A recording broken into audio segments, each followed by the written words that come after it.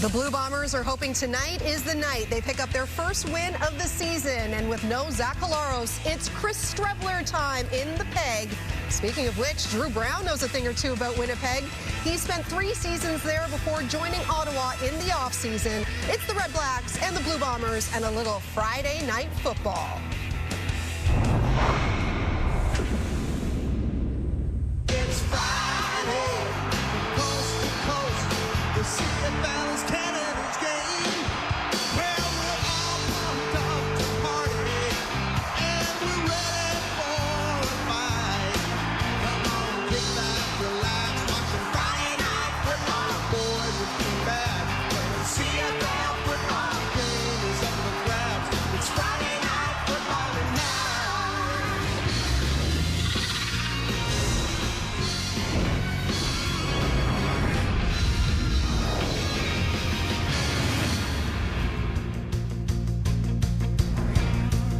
Chris Streveler is no stranger to being the main man. He is 4-8 as a starter in his CFL career, but it's been almost 5 years, October 2019, since he made his last start. While the Bombers are still searching for their first win, Drew Brown and the RedBlacks are hoping history repeats itself. Ottawa beat Winnipeg in Week 2, and it's been almost a decade since they won both games against the Bombers in a single season. And with that, we say hello and welcome here inside the TSN studio. I am definitely not Kate Burness. I'm Laura Dykin filling in for Kate this weekend. While I am a new face here on the panel, you know these guys that I'm with, Davis Sanchez, as well as Matt Dunnigan and Jim Barker. So a very simple question, and I'm not sure we've got a simple answer, but when it comes to those 0-4 Bombers, what do they have to do to get the win here tonight? And you can't say score more points than Ottawa, because that's easy. That's okay. Sorry, scrap that up. Yeah. The last couple of weeks, Laura, it's been, the conversations we've heard, or at least we talk about it, they have to have it. This is a team that's 0-2. They got to have it. 0-3, they got to have it. Well, that motivation crap is out the door. What can they do? What's the game plan? We know what his skill set is, guys. Chris Streveler. How are they going to manufacture a win tonight, Matty? Tell me, please, how? Well, it's a team win. You got to win all 3 phases, at least 2 of the 3, and they haven't been doing that as of late. And Chris Streveler, he's going to benefit from reps and practice reps, first-team reps, because he didn't look like he was in sync with the receivers last week and spotting for Zach Collaros. And Jim, I really believe that when it comes down to it, he's got to play better, and he will play better because of those reps he got this week in practice. Well, I'm taking a different view of it. I think they need to play great defense. They're playing a team that's last in the league in first downs, last in the league in touchdowns, and last in the league in yards per play. So if their defense bears down and they don't make mistakes on offense, they kind of play like what Saskatchewan did with Shea Patterson last night, and that type of game, that's how they come out of here with a win. And they need to win. Easy as that. Yeah, right? 0-5. The last time Winnipeg started 0-5, 1998. So it has been a while. It is country night in the Peg. We've seen a lot of Cowboy hats in the stands. It's the RedBlacks. It's the Bombers. It is next here on TSN. Nice move. Playing in 98.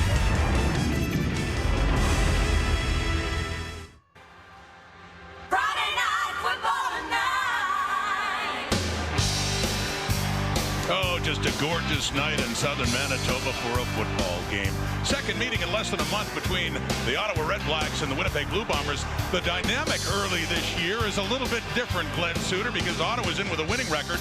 The Bombers haven't won yet. They've had a slew of injuries that have really hurt them, the latest to their star quarterback, Zach Collaros. Yeah, Zach was hurt in that game in Calgary last week, so the starting quarterback tonight for the Bombers will be Chris Streveler. Bomber fans know Streveler well. He can beat you with his legs and his arm. Last week threw the first touchdown pass of the season for the Bombers in that OT loss. This is start number 7 for former Bomber Drew Brown, who has not only stabilized the quarterback position in Ottawa, he has led the RedBlacks to a 2-1 start to the season. It's a trip home for RedBlacks head coach Bob Dice. He's from Winnipeg and has coached here at all levels, including as an assistant with the Bombers, and for Mike O'Shea in his 10th season as Winnipeg's head coach, and in some ways the most challenging, but they say they have stayed optimistic. Some close losses and looking for that first win tonight. They won the toss. They want the ball, and they're getting it too with Chris Smith newcomer on the return side for Winnipeg as he is taken down up at the 30. Just a little bit across, Smith gets it. So here comes Chris Strevler. His first start since October 19th, 2019. 12 starts total for Strevler in the Canadian Football League. He's 4-8 in his career. But yeah, you mentioned he last week came off the bench in relief of Zach Collaros, who was injured, hit in the solar plex area, and will not even dress for this one tonight. Strevler gets the start, tied that game up, took it to overtime, and Calgary finished it. And with that, they fell to 0-4. So looking to change that tonight at home. Handing off in the first play is Brady Oliveira. Started at the 33, picked up about 5 yards, and a second down coming up as we take a look at that Winnipeg starting offense. Well, you got to believe that with Strevler at quarterback and Brady Oliveira, they want to get him going. They got to harden the edges, and that means that tackles Eric Lofton and Stanley Bryant have to play their best game of the season on the outside. Wolodarski was the receiver in the Bombers' first touchdown throw of the season in that overtime game. It wasn't Collaros who threw it to him. It was actually his old college teammate, Chris Strevler. Backfield clears. A quick throw to Oliveira, who finds the first down. He gets it up across the 45, so 2 touches right away for Oliveira, who did not play 3 weeks ago against the RedBlacks in Ottawa.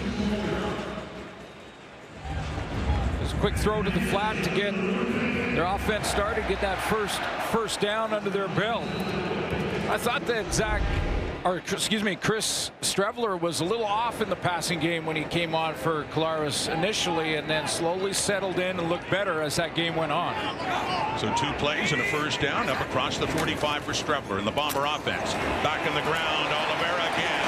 First contact, he pushes through that. And a good pickup on first down as he gets it up to midfield.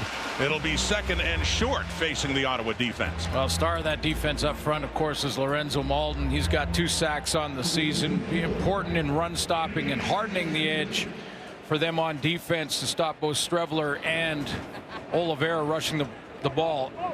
Darius Pickett, to me, maybe one of the best Sam linebackers in the league. And the last time these 2 teams played, Alonzo Adai had a pick. Well, this is something Strevler's used to. He stays in at short yardage. Good running, power running quarterback who needed a couple of yards and does get it to move the sticks. Another first down for Winnipeg.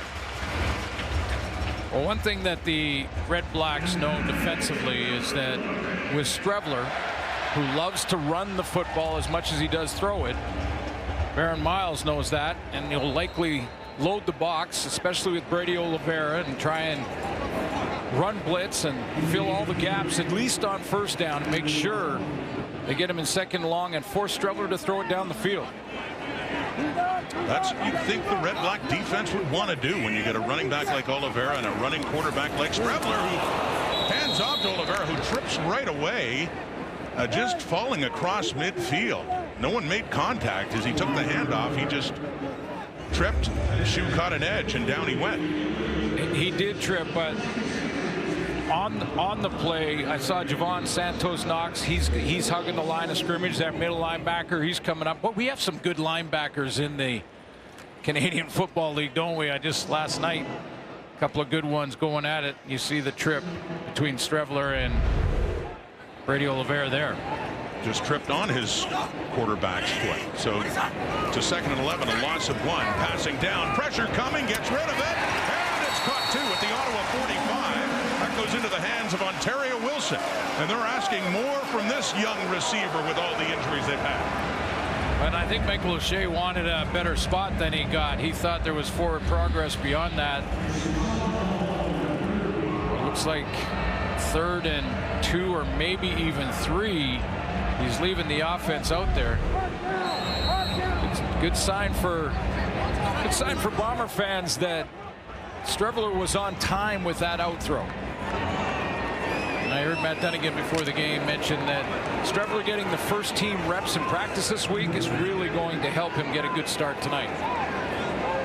Bring in an extra offensive lineman, Tui Eli at the top. It's a 3rd and 2 now at the Ottawa 45 for Strevler.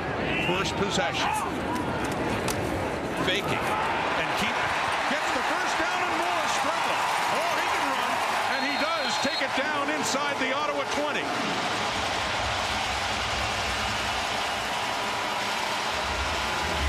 This is what you can do when you've got a great running back that's going to influence the defensive end. Watch how that end crashes down for Ottawa. Strevler reads it. He's riding and deciding here. He pulls it quickly, and now Lorenzo Malden is in a bind.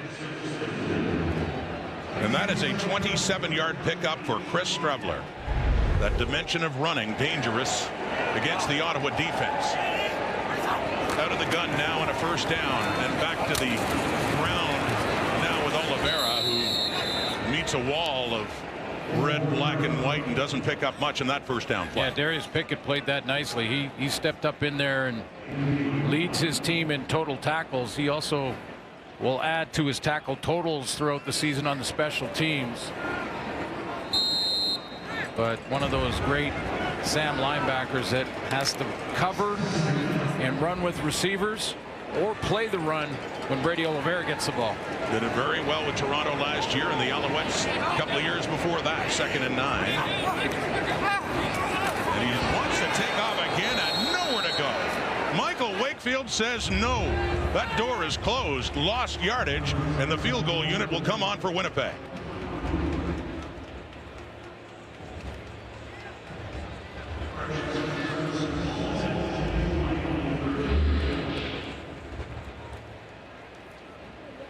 Wakefield, little stunt up front, just going to crisscross with the defensive tackle and get in the backfield. No escape lane for Strevler there.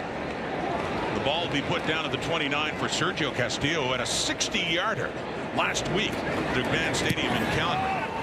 And this one is perfect. Castillo missed for 2 field goals in opening night. He hasn't missed since.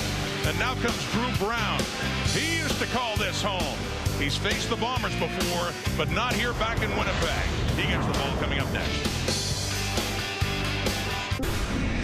Mentioned that Drew Brown was 4-2 as a starter back in Winnipeg. He had 3 of those 6 starts, and that would happen because of the Bombers' success. That late in the season, he would get a couple starts when Zach Collaros was rested. But the most remarkable stat on that board is his touchdown to interception ratio, and he's really stabilized the quarterback position. 17 TDs, just 3 picks. And beyond the numbers, they praise his poise in a game-winning drive last week against Hamilton, too.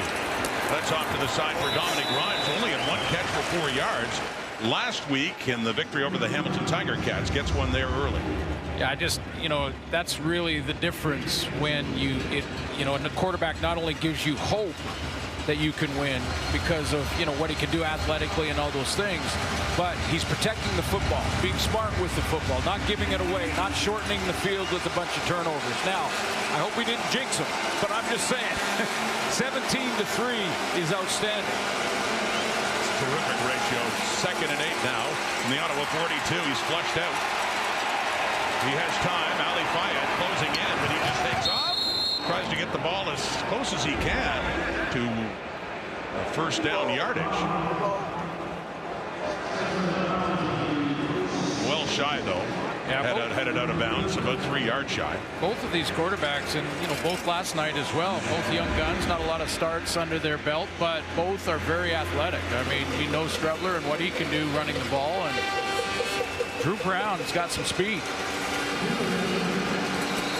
So is the man you just saw, 26 blue, Chris Smith. They're trying to get some life into that return game. They tried Myron Mitchell before in replacing Janarian Grant, who left for the Argos as a free agent. Now Smith. The potential to be electric, but just not there. Great coverage on the punt by Alonzo Adai, who takes him down just inside the Winnipeg 20. Good first impression for Chris Strevler in his first start in 5 years. Leading him down for a field goal. They get the ball back in a 3-0 lead in Winnipeg. When you look at Chris Strevler's CFL numbers, you've got to look beyond the passing, Glenn. How about the rushing? Yeah, when you look at that, over 1,000 yards rushing and 22 rushing touchdowns, that's the part that you can really get in a bind defensively. First of all, the moment he gets outside the pocket and is a runner or thrower on the edge, DBs don't know whether to come up and help tackle him or stay back in coverage. It makes it very difficult to defend. Look at him go. The handoff. Here we go. And a quick toss, too, to Ontario Wilson. There it is. Little play fake, but a flag comes out. Was he over the line of scrimmage when he threw the ball? Yeah, he may have been. I think that's what Ottawa is trying to draw the officials' attention to get up there. It was very close.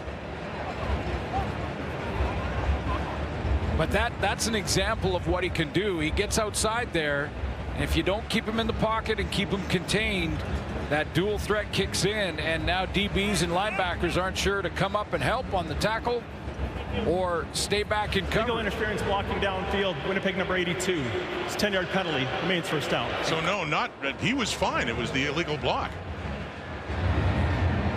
Well, they thought, in fairness to the receivers downfield trying to block for him, they thought he was running too. And then he just changed his mind at the last second.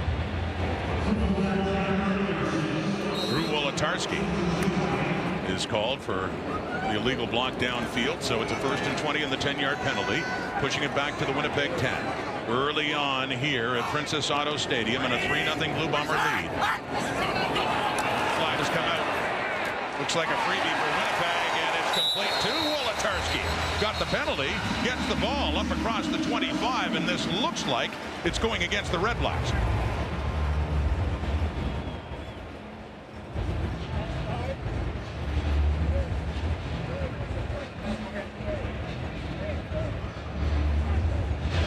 Offside, Ottawa defense, penalties decline. 2nd down. See the early movement by Ottawa in that, right in that A gap. That would be the weak A on that hash mark between the center and the guard, and a nice throw over the middle. Wolotarski just clearing the linebacker. We've seen that combination before in the first go-round, as well as last week in Calgary between Strebler and Wolotarski. So back to the ground, and Brady Oliveira, who hasn't had a lot of yardage compared to his usual standard so far this season. A flag does come out, but Oliveira coming in just 128 yards heading into this game.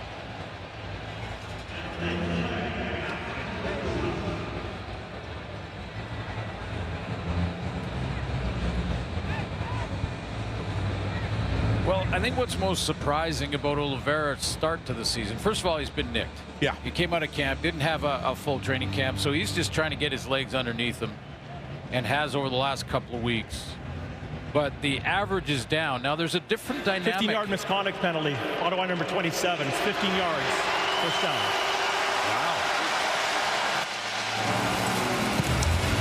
The veteran Sherrod Baltimore called on this. Well, let's take a look. You see right in the middle of your screen there is just a push and a. Right now they're kind of going back and forth, and there's the second one through the penalty. Baltimore, the veteran with Ottawa, who had stayed in the city even though he didn't have a new deal with the RedBlacks and all the injuries they had in the corner. They brought him back a couple of weeks ago. Little play fake and throwing, it's incomplete. That may have been tipped, but just get back to that thought with Brady Oliveira and his slow start to the season. And we mentioned his injuries, not to give him an alibi or an excuse, but there's also a new dynamic going on in Winnipeg with Chris Strebler in the lineup. Even when Zach Collaros was healthy, Strebler was taking some of those carries away from Brady Oliveira. He was part of, not just short yardage, but part of their offense. So, 29 carries coming in for Chris Strebler. That's 29 less for Brady Oliveira. It's hard to get in that groove you want to get into. And it's a 2nd and 10 now, and it's a pass for Oliveira, but in behind him. He had to reach back, but in behind and high and incomplete, and a 3rd and 10 coming up here for Winnipeg. Well, the first one I thought was tipped at the line, and that one looked like he had a guy right in his kitchen. And that's what was hard to throw around that. Just didn't have the accuracy on that swing pass. You're going to see Zach Collaros go right to number 17 immediately as he come off the field, just to help him as much as possible. So we'll see Jamison Sheehan, the Australian punter for Winnipeg, standing inside the 30. And Devontae Dedman, one of the returners for Ottawa, always dangerous. Tobias Harris is back there with them, closest to the ball as Dedman comes in and a crowd and picks it up. And here he goes. Midfield. Devontae Dedman. We saw it last week against Hamilton, that even in a crowd, he's able to make good returns. That much better as they will start inside the Bomber territory, trailing by 3. And their leading receiver, Justin Hardy. Friday Night Football from Winnipeg. These are the top receivers in the CFL in receiving yards per game. Alexander Hollins leads the entire league in yardage, but look at Justin Hardy of the RedBlacks, not too far behind. No, he's not. Had a 100-yard game versus Winnipeg. 9 targets, 7 catches in that one, and a 42-yarder. One of a couple of 100-yard games so far in just 3 starts to this 24 campaign. He's their leader. And it's in the hands of Ryquell Armstead, who carries it inside the 50. Call him Ryquell, call him Q, or call him Rock, as many do. I like Dino Boyd when we look at the starting lineups of the offensive line. He'll likely match up against Willie Jefferson a ton, so he's got to work on that punch to get Jefferson's hands down. He's great at knocking it down, and we just talked about the #1 receiver for Ottawa. I highlighted Dominic Rhymes because I think he's due. It's been a slow start in Ottawa this year, but I think he's due for a big game. One of the big signings, along with Drew Brown, coming back to the RedBlacks. 2nd and 6 with time. Escapes the pressure. His old friend Willie Jefferson chasing him. He gets rid of it. Flag comes out. Coming back to the ball was the rookie Nick Mardner with Tyrell Ford on him. Let's see if that's incomplete, what the flag's all about. Well, I think the flag was on the coverage on Dominic Rhymes on that play. He ran an out initially. Legal contact on a receiver. Winnipeg #31. 10-yard penalty. Makes it a first down. Evan Holm, I believe, was the guy covering Dominic Rhymes, or trying to. Had him initially without any penalty, and then as that play broke down, there's Rhymes on the out. See Evan Holmes coming up, and then he tries to get up there, and he jams him there and grabs the shirt. So that was the scramble rule, well past 5, so you can't make contact past 5 yards from the line of scrimmage. Illegal contact because he wasn't the intended receiver. So the drive continues to the Winnipeg 39, 1st and 10 for the Ottawa RedBlacks. Trailing by 3, but threatening now. The play fake to Armstead. Setting in. Deep look. It's caught nicely by Jalen Ackland inside the 20. Here come the RedBlacks now with a big first down. And Ackland with his first catch of this game. Big catch when you're playing. Excuse me, there he is. He's in between on the trip side, that #2 receiver, and he's running just a bender inside, but Crombie underneath is looking at the receiver. He doesn't look and turn and look at the throw. Right up above him is Ackland. He had a breakout game last week against Hamilton. 1st and 10 from the 17. That's back to Armstead, who keeps pushing, gets down closer to the 10. And a challenge now for this Winnipeg defense. I highlighted Jake Thomas because at 191 games in the Canadian Football League, 191 tonight, he is now in the top 10 of the longest serving Bombers in the history of the organization. Retta Crombie, who you just saw the underneath coverage there on Ackland, is having a good season. Big interception against Calgary. Tyrell Ford got the 2nd interception of the season for the Bomber defense. 2nd and 5 from the 12. Ottawa RedBlacks threatening. Time for Brown. Big Hill nearly got him. He gets away, buys himself more time, looks to the end zone. It is caught. Were his feet in? Dominic Rhymes was a target. No touchdown there. A close one, as Brown had got himself more time to try to get Rhymes the TD. Well, there's a couple things. First of all, you know, when you look at this receiving core, and I talked about Dominic Rhymes, but it's a good group. I mean, he comes back to the ball and is way out of bounds. Part of that was because he got pushed by Diedrich Nichols, but this is a dynamic group. Once they get on the same page, it could be explosive. Lewis Ward had his first walk-off winner last week against Hamilton. He was 4 for 4. And he's 1 for 1 on this night. First points of the evening for the Ottawa RedBlacks. They drive down and they tie things up. Drew Brown against his old team. Friday Night Football.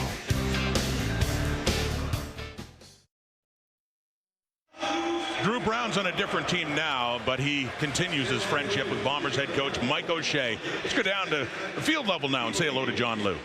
Well, thank you, Rod. Tuesday marked the one-year anniversary of the passing of Dave Brown, Drew's father, making this an emotional week for the RedBlacks quarterback. But the day before, he was in his kitchen washing dishes when his wife passed him his cell because Mike O'Shea was calling.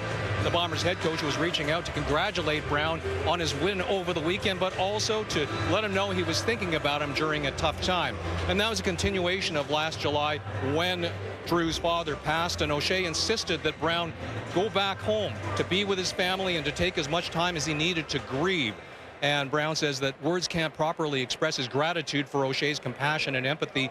And those gestures came from a shared experience because nearly 12 years ago, O'Shea was at work when he learned about his dad's passing and immediately left Argos practice to drive up to North Bay to be with his family. Guys. Very touching story, John. Thank you. And Winnipeg has the ball now, and it's Brady Oliveira. But yeah, to follow up on that, I was going to say that Drew Brown, we're asking about the emotions of coming back to Winnipeg. At first, he wouldn't bite, and then I just thought it must mean something to you, and he went into that story. And well, you know how many times we talk about the culture with the Bombers and what Michael O'Shea has done to create that, to empower his players to take ownership of the locker room. We've talked about it many, many times. That's kind of the core of it. Caring about the person first and the player second. It's a 2nd and 7 now. Scrambler escapes, tries to run for a first down. A flag does come out. Had to get it to the 50, and he does, pending the outcome of this flag, though, as Scrambler continues to show how dangerous he can be as a quarterback who can just take off and run. Well, Frankie Griffin is he's one of the tweener guys, 6 foot, 200 pounds, so he's a great linebacker, but he's one of those guys, again, that has to cover, and he gets in the open field with Strevler. And if you're a DB or a small linebacker and you've got to decide. Block, Winnipeg number 82. 10-yard penalty, repeat 2nd down. Oh, Wolodarski got that one, but you got to decide, are you going to take him low? Because if you do, he could jump over you or go around you, because once you go low, you basically stop in your feet. Or do you try and take him on and maybe just, take the hit but pull him down on top of you almost? It's a tough one because Strevler is a big guy and he gets that pad level low. That's a big load, big QB bearing down when he takes off. So, but the penalty pushes them back to a 2nd and 17 of the Winnipeg 33. Negated a shot at a first down there. So passing down, pressure coming, and it gets hit at the line of scrimmage, and wisely Eric Lofton just bats it down. The ex-Bomber Javon Santos Knox coming in, and that's a troubling sight to see how slow Strevler is getting up after he tried to pass it and it was knocked away by Santos Knox. Coming off the right side in that sprinter stance. Strevler was real slow to get up after that hit in the back, or on the side of Strevler. That was Bryce Carter coming in who put the hit on Strevler. So off on the sideline now, and Jamison Sheehan in to punt it for the 2nd time in this game with Devontae Dedman back waiting for it. Near his 40. Heading left, cuts up. Good coverage by Winnipeg, and Bailey Feltmate into that special teams tackle. So looks like Strevler is going to be okay, but let's take another look at that hit and just see. Said Carter came off the edge here. Santos Knox was the guy who tipped it, but maybe it was the play before, and it's just kind of like this is that's a play before that went up the middle, and he got hit kind of sandwiched in there. He got up a little slow there, almost like he's grabbing like he's got a hip pointer. Hit by Lorenzo Malden in the right hip in that play before. So a running play here, and we'll see this from time to time when Braylon Addison, a slot back normally, but they will have him line up as running back, and he gets another carry there. We're going to have to watch Strevler on that because a hip pointer can really slow you down as a runner. Which is his biggest weapon. By the way, Collaros will not play tonight. The backup quarterback is Terry Wilson, who has not played yet. His first year out of New Mexico. See if Strevler can come back on. A 2nd and 6 of the Ottawa 44. 4-man rush.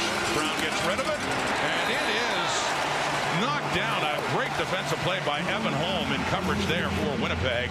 Third down, and the punting unit will come on. Evan Holm is an all-star. I mean, he is an all-star halfback.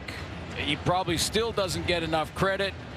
He's going to just pick up his man from playing off, be right in his hip pocket. It's their top receiver in Justin Hardy, and he is right there to knock it down. Leads the team in tackles, too, by the way.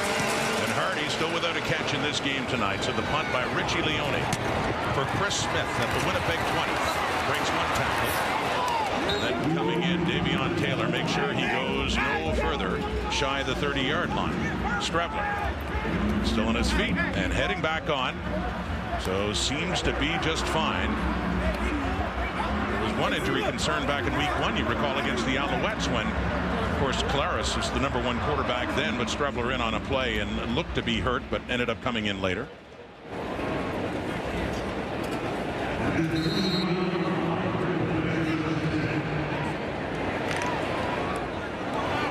He started in his first ever CFL game in June of 2018 against Edmonton right here in this field.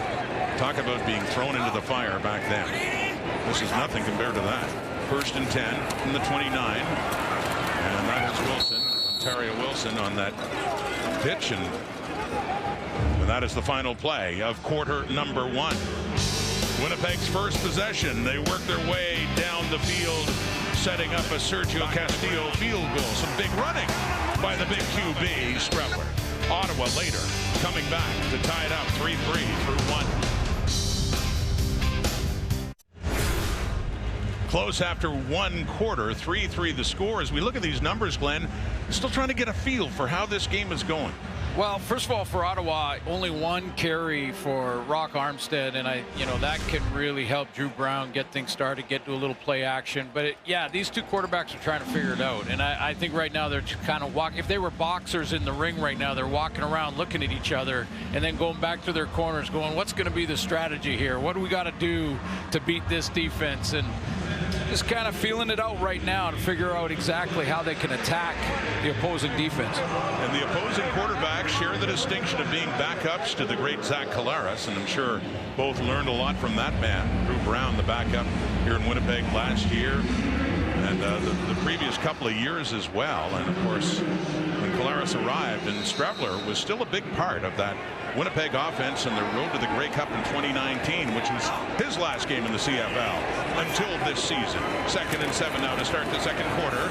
Escaping the heat, taking off, and his running still seems to be just fine as he gets it up near the 40, but there is another flag down. And that would be close to first down yardage for Winnipeg.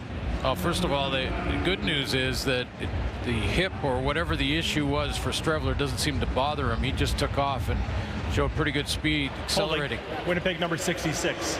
10-yard penalty. Repeat 2nd down. But they've done this a few times now. There's been 3 runs that have come back due to holding calls. This is a team that coming into this week ranks second best in penalties in the penalty department. Just 51 yards per game, but they're putting their young quarterback in a hole when they get that holding call and when he takes off to run. Pushed back to their 22. Early second quarter. Week 5 in the CFL. RedBlacks, Blue Bombers, 2nd and 17 for Strebler in Winnipeg. With 4 rushing. For the middle. It's caught by Josh Johnson. Another player in his first year and getting acclimatized to this offense, getting a chance with all the injuries to the receiving corps of the Blue Bombers. And a little bit of extracurriculars going on after the fact. Giving her the business in there. You know what? It's a beautiful day here in Winnipeg. A beautiful day for a football game. A little warm. Sounds like you're going to say everybody just chill. Yeah, everybody just cool down. If you were an official getting down there in the middle of all that. It's beautiful night. It here is. In Manitoba. Nice crowd. And the Bombers looking for win number 1 in week 5. What? Crazy. Yeah. That hasn't happened in many years. They had an 0-4 start the last time they did in 2012. And you heard Laura Dykin say they hadn't started 0-5 since 1998, trying to avoid that tonight. Off the punt by Sheehan. It is taken by Dedman inside the 30 and nowhere to go. Rock Armstead, his first year at a Temple. The season-ending injury to Devontae Williams getting a chance, and he's been making the most of it since. Yeah, 32 carries, 172 yards. You see the average. Kadeem Carey is leading the league in rushing, and Armstead with a better average than Carey. Four carries over 10 yards, and he's got one over 20 yards, which is the big play running the ball. So yeah, just one touch, one run in that first quarter. He had 51 on the ground and 53 through the air last week in their victory over Hamilton. He has it now, spins around, but Adam Bighill, one of the CFL's greatest tacklers ever, gets another one there, taking him down. Added to the list, over 900 tackles for Adam Bighill. His place in the Hall of Fame is waiting patiently. He could start carving the bust right now. Coming into tonight, 6th place behind Baron Simpson, and look who else is on that list. His coach, Mike O'Shea. The career he had as a player. 2nd and 9. Eluding the pressure, but it's hit at the line of scrimmage and it falls to the turf. It's Jake Thomas who got his mitt on that ball thrown by his ex-teammate. So 3rd down, and on comes the punting unit again for Ottawa. how about these names? Bob Cameron, Troy Westwood, Chris Walby, Stan Mikowicz, our guy Milt Stiegel, 199 games for Milt, John Bonk, Ernie Pitts, and in that list is Jake Thomas. As far as all-time Bombers, longest-serving Winnipeg Blue Bombers. He's seen both sides of it. The struggles years ago, but also the glory and the back-to-back Grey Cup wins. Here's Chris Smith. Here we go. He can break it too. Get some daylight as he gets it up across the 45 for Chris Smith. Winnipeg football on a beautiful night at Princess Auto Stadium in a 3-3 tie, second quarter. Week 5 in the CFL will continue tomorrow. Jake Mayer and the Calgary Stampeders with a big task ahead, going up against that man, Cody Fajardo, and the defending Grey Cup champions off to a 4-0 start. The Montreal Alouettes. You can watch it tomorrow, 7 Eastern, 4 Pacific time. I'll be locked in. I will be locked in. The Owls heavy favorites in that one. Heavy favorites. Talk about a boost of confidence. You win a championship and just you feel keep the winning. belief. Just keep winning. Just keep it rolling. It is kept. It is caught. It's a first down. And it's Clarcius. Kevin's Clarcius on the receiving end. One of their top draft picks. He went 13th overall this year in the draft. Yeah, good strong target, 6'2", over 200 pounds. Clarcius, he also sounds like a Roman emperor. Great name. Dropped it off, and RedBlacks had a chance to make the play in the backfield right there, but Strevler beat that rush inside from Mike Wakefield. Making it happen with his feet too, as he threw on the run, the Clarcius catch and a first down to the Ottawa 45 in a 3-3 tie. Taking the handoff to Oliveira. Strepler rolling. For Ontario Wilson, and a flag is out again, and Alaska again. Was he over the line of scrimmage that time? He was awfully close. That's exactly where the flag was thrown. Legal forward pass. Winnipeg number 17. This 10-yard penalty remains first down. We thought he did that once before, and it was a different penalty.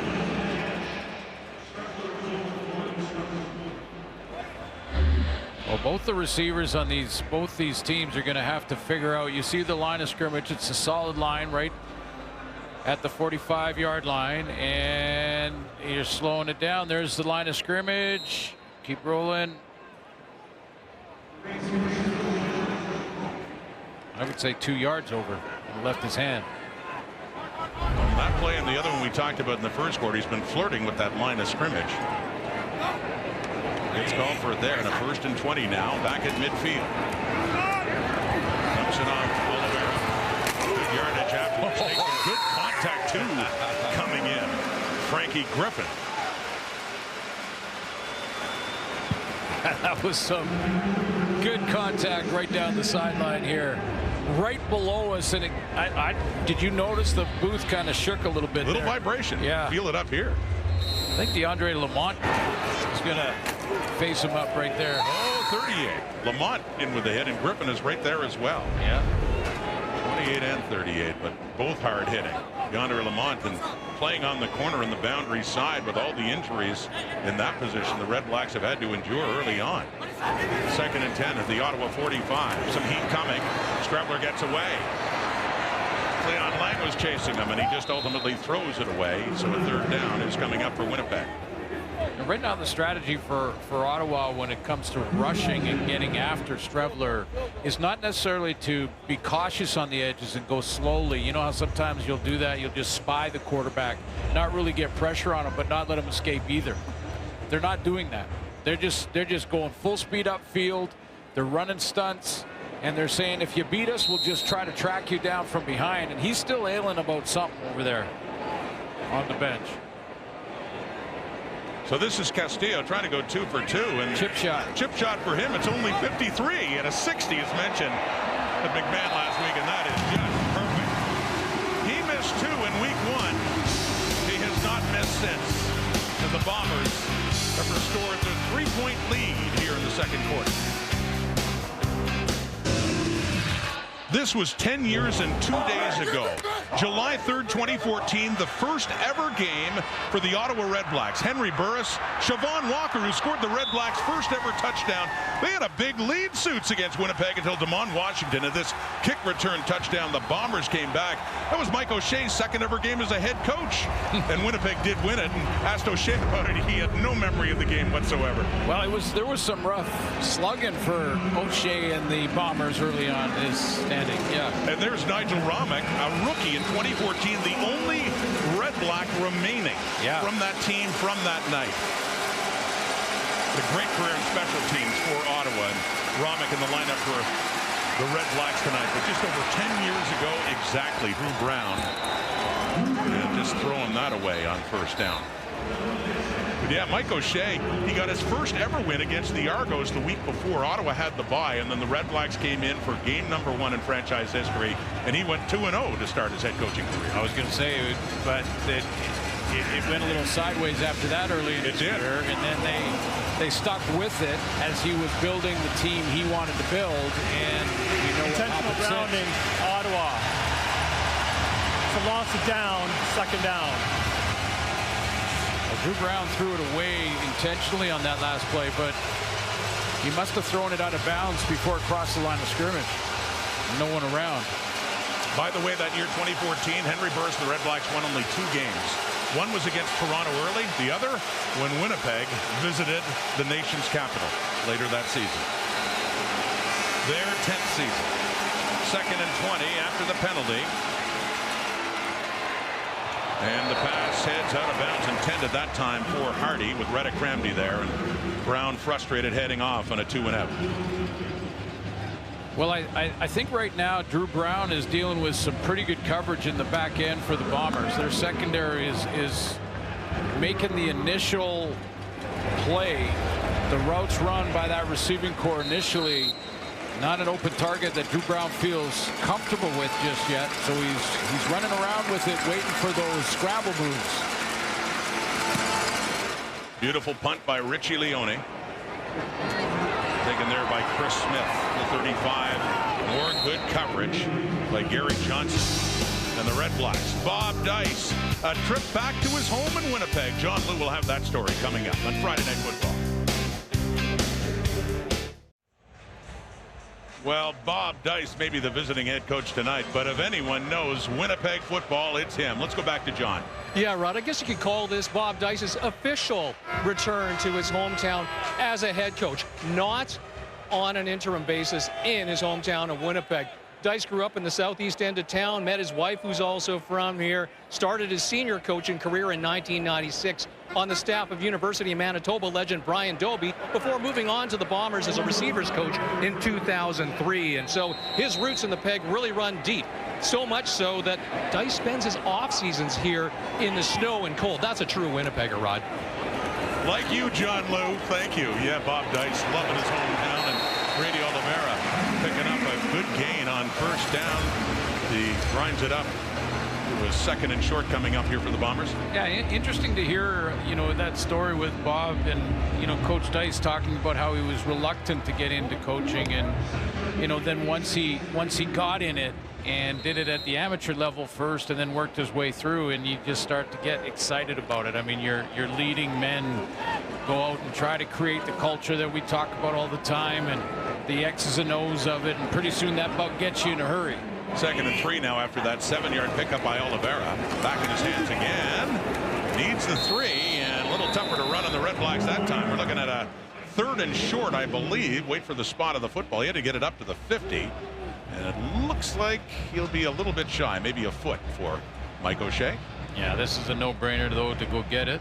Play 3 downs with Strevler. By the way, one other note about Bob Dice, has a record of 3-1 against the Blue Bombers as a head coach. Got a couple of wins with Ottawa, but also 1-1 with Saskatchewan when he took over on an interim basis back in 2015. The first game was a Labor Day game, and then the loss here in the Bantam Bowl. There's Strevler doing what Strevler does in a very short 3rd down play. It gets enough for the first down. Now, Strevler is the short yardage guy as well as the starter tonight, and he's going to take some more hits because of it. And I only bring that up because he, on the bench, every time he's come off the field, the training staff has gone to talk to him. I also saw in the break Terry Wilson just keeping loose and warming up down there. He's got his helmet on. I'm not suggesting they're making a change right now. Strevler looks fine, but he's going to take more hits on those short yardage plays. Terry Wilson spent last season in the USFL. Number 3 in the depth. Strevler takes it. He is running again. No question about that. Ready to get going. A good pickup again. Chris Strevler got a great ovation back in week 1 when he came on for a play, and he just had this to say about how happy he is to be back in Winnipeg. Very full circle moment. It's something that I thought about when I signed here. How exciting is it going to be to get to take the field in front of those fans that have showed me so much love throughout my football journey, both here and away from here. So very full circle, very exciting. But at the end of the day, okay, I appreciate all that, but now it's time to focus and execute. So, these fans, I can't say enough about, how loyal they've been, how much love they've shown me, this team over the years. And I'm very, very thankful to be in the city playing for this team. And running again in short yardage, and he just looks like he has it when he had to go backwards, push his way through. That was on a 2nd down and about a foot away. Coming into that play, Strevler with 70 yards passing, 40 yards rushing, but yeah, he looks still a little bit hobbled there, Glenn. Yeah, and he was trying to go deep here. He wanted to go on 2nd and short, because if it doesn't work, he can go ahead and run, and even if they're short a little bit, they'll go for it again on 3rd down, but he ended up getting that 1st down and a new set.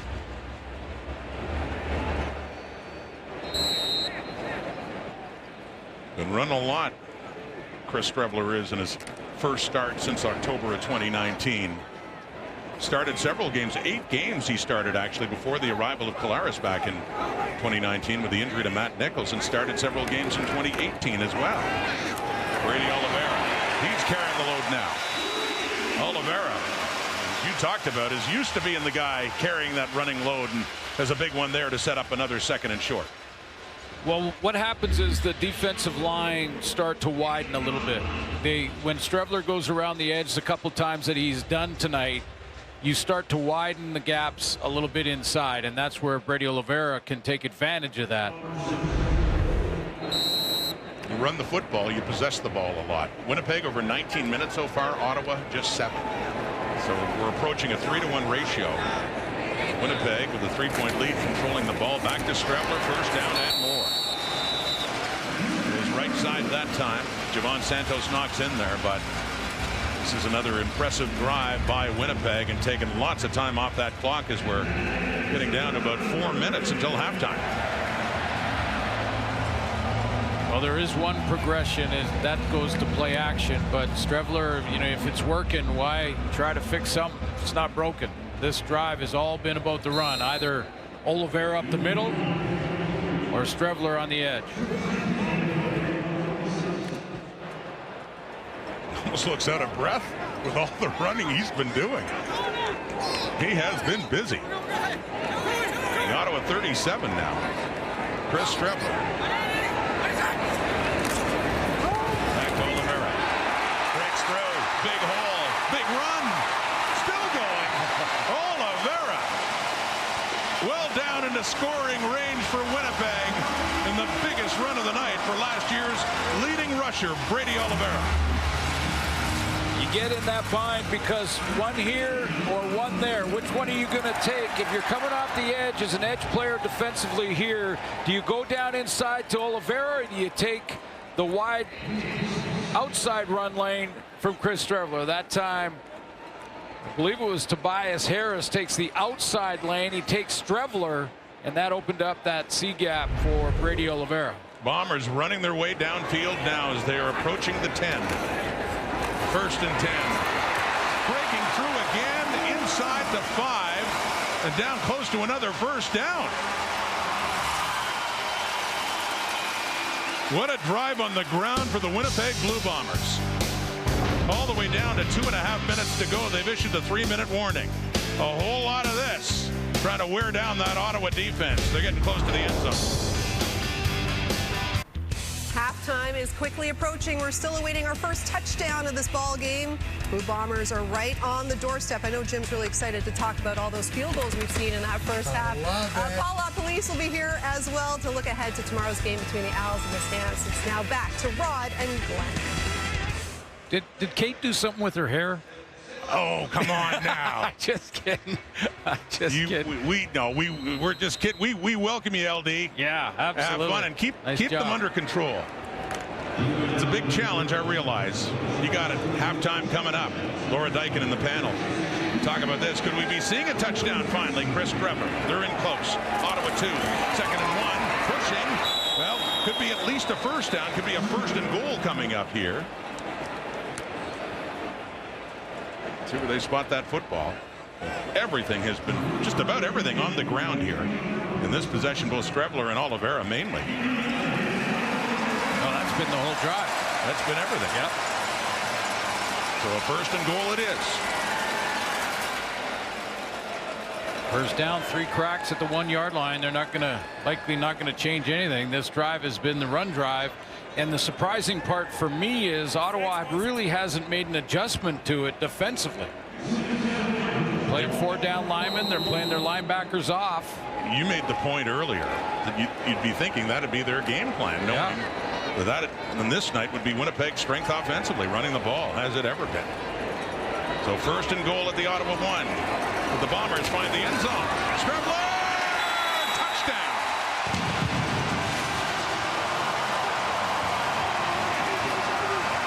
His 5th rushing touchdown. And Oliveira slams the ball down. He was a big part of that drive as well. Yeah, First start in nearly 5 years. Really is fitting that Chris Strebler on the touchdown gives the ball to Spike to Brady Oliveira because it was the 1-2 punch. Oliveira on this drive in the middle between the tackles and Chris Strebler on the edges. This time he just follows the right side of that offensive line and fights his way. He didn't have it initially. Santos Knox over the top stopped him initially, but the second effort got him in.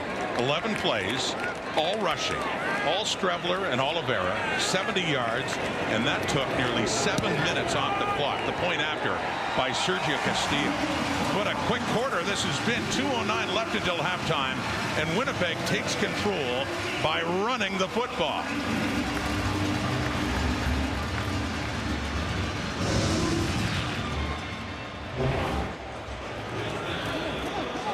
Yeah, this is just Brady Oliveira pounding it in the middle. Strebler taking it outside to widen the defensive line a little bit more, and then almost get the sense that if he is in a passing formation or in that pocket, he's just looking for one receiver. If he doesn't like it, he's taken off, and that was all the dual threat run game. And not really a lot of adjustments for Ottawa defensively. They went with just their 4 down linemen, played their linebackers off, didn't really run blitz at all to try and fill the gaps, and were just sort of reacting. But that O-line is grading roads now. And we wondered how Strebler would do as a passer tonight. He is 7 for 11 for 70 yards. But yeah, to your point, that running drive alone, 70 yards. 11 plays, all rushes. All rushes for the touchdown. So now Ottawa in a 10-point hole. And on the kick return, getting it up across the 30. So it seems like an eternity since Drew Brown has been back on the field. Mentioned before, it's about a 3-to-1 ratio in terms of time of possession for Winnipeg. Well, that and the fact that that long drive of almost 7 minutes was a run drive, that can really wear down that defensive line, taking on those run blocks every single play. 11 in a row. Last time they had the ball, they had a 2-and-out as well. So yeah, that red-black defense could be getting a bit tired right now. The Ottawa 34, late first half. Handing off. Rock Armstead, right side, tucks it back, has a good carry up to close to the 42. It'll be a 2nd and short coming up for the RedBlacks. So Ottawa watched Brady Oliveira all the way down the field, and a little bit of Chris Strebler in there too, and said, hey, we got a guy. Well, you had made the point at quarter time that surprised that we didn't see Armstead running the football more. He has 3 carries for 12 yards now. That last one being his longest to 7 yards, and 2nd and 3. Right back to 25. First down and more. Yeah, turnabout's fair play. Ottawa decides, let's run the ball to get it up across their 50 now. Still lots of time before the half. 140. Different style here than Brady Oliveira with Rock Armstead. Little fake and then great acceleration. I mean, he just shoots the gap there. From the Ottawa 52. A little trickery here as it's slowly handed off. I wonder if they thought they heard a whistle. Brown almost walked it back and just gave it to Armstead, who then decided to take off. Well, what a bizarre look this was. Yeah, watch this again. It looks like they thought a whistle blew, and they went, oh, the play's over. Okay, hang on. Oh, I guess it isn't. If they wanted to fool the Bombers, in all my time, put everyone there. Yeah, in all my time, I've never seen a play designed to look like that. There's a delayed draw, yes, not that delayed. If that was designed, that was well acted. 2nd and 8, 54. Brown under heat, he takes off and he gets hit. Reddick Cramdy comes down, flags coming out, helmet coming off Brown, and it's getting heated too between these two teams as Brown was clearly sliding when Cramdy went in and Brown's helmet came off, and he's still down. And Dice is out trying to settle his players down.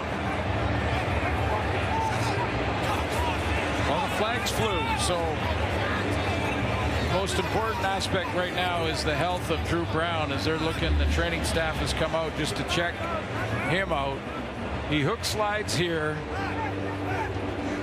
and it was, I think, more than just the timing of the hit was the fact that Cramdy got the head, and it looked like a forearm was in there too. This angle may show it better. Yeah, forearm to the head, and then followed through to keep driving the head into the turf. So that's definitely going to be, that was what the penalty flags were for, especially a hook slide feet first.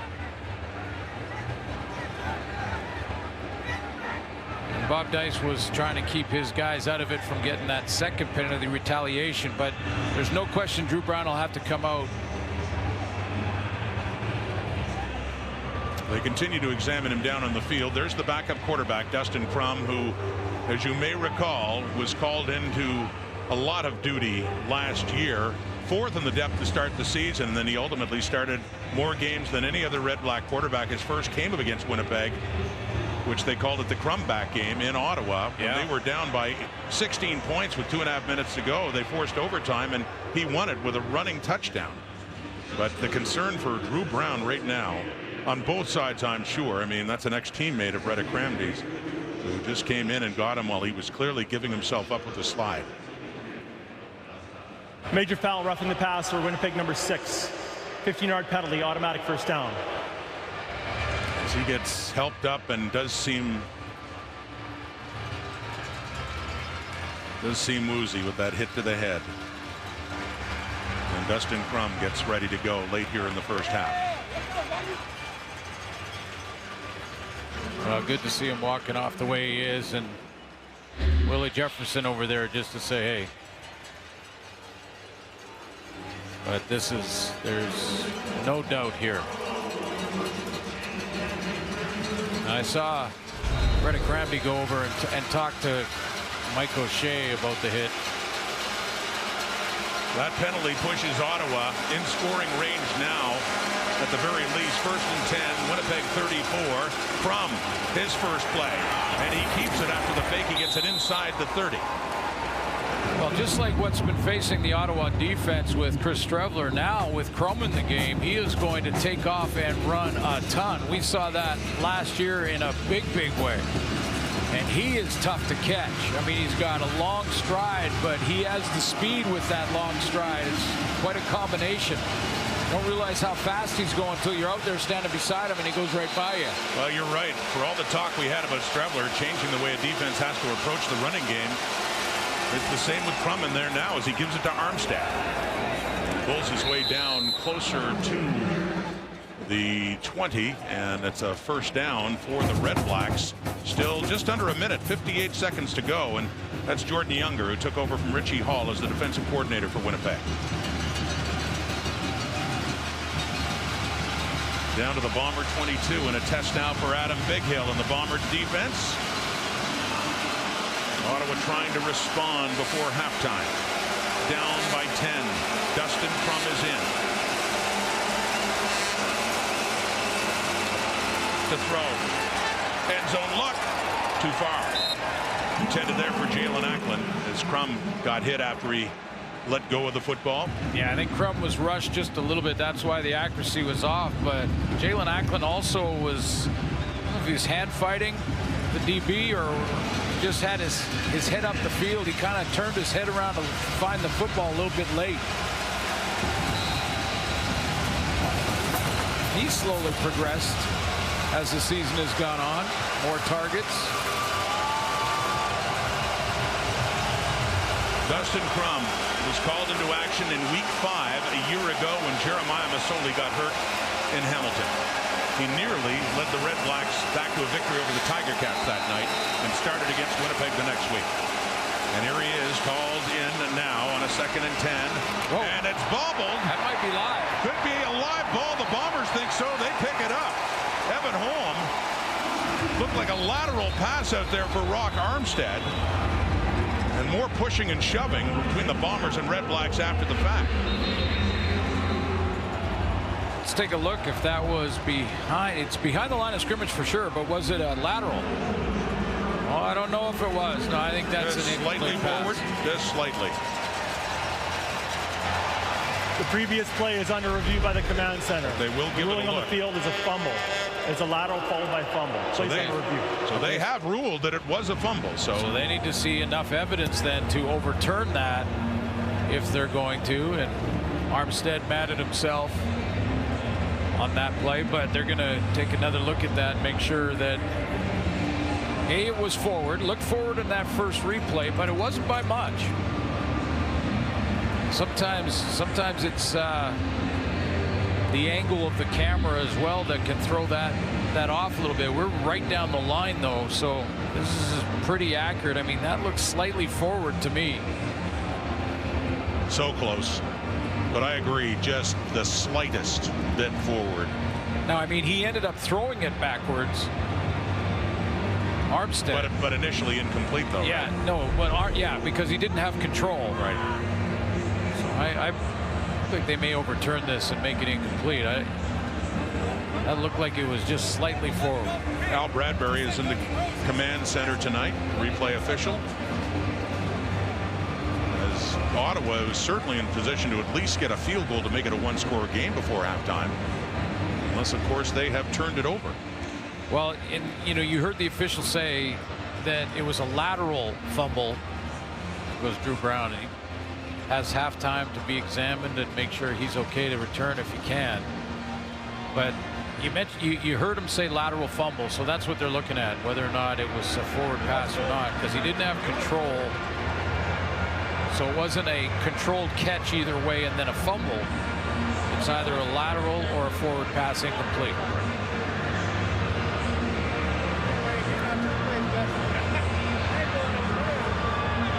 Just that last replay, just trying to judge. When the ball was touched, was it slightly ahead of where it was released by Crum? They continue to look it over.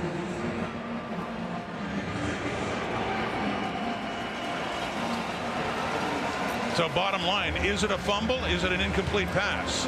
It was ruled a fumble. Is it a lateral? After automatic review by the command center, the ruling on the field stands. It was a lateral, followed by fumble, Winnipeg first down.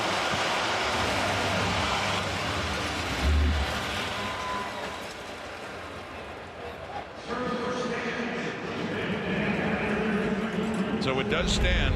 There have the Bombers now with 32 seconds to go take over on that Ottawa turnover. Ruled a lateral and a fumble. Strebler back in, and Strebler taking off again. He has run a lot. Gets it up to the 41. Let's take another look at the turnover. Again, maybe it was the angle, but it looked to me, they said it was a throw from the 28. Stop it there. So there's the 28. And does that not look like the ball hits his hands beyond the 28? From that angle, slightly yes. Okay, I'm going to stick with my disagreement. Well, this is so close. And bear in mind, too, they had decided on the field that was a lateral and a fumble. That's true. Then the onus is on the replay. You have to have enough conclusive evidence to overturn it. And they decided it is. So Nick Dembski on that catch. And it's still a 10-point Bomber lead with 20 seconds to go until halftime. Mike O'Shea in Winnipeg looking for their first victory of the season for an 0-4 start that included a close loss in Ottawa 3 weeks ago. He took some time to think about what he wanted to do here on third down.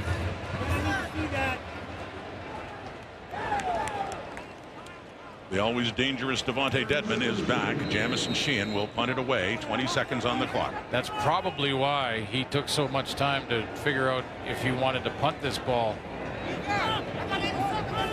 Because of Dedmon back there. Dedmon would be to the left, the top of the screen. He's the one that's getting the ball. No room and good coverage. Dedmon goes nowhere. Taken down around the 33. Bomber special teams all fired up. 10 seconds on the clock for Dustin Crum. And Laura Dyken, her CFL panel debut, sitting in for Kate tonight along with Jez and Maddie and Jim Barker as well. Some thoughts on this half and some good with the running of Winnipeg. Concern obviously for the health of Ottawa quarterback Drew Brown, who has left this game after taking that hit late in the half from Reddick Ramsey.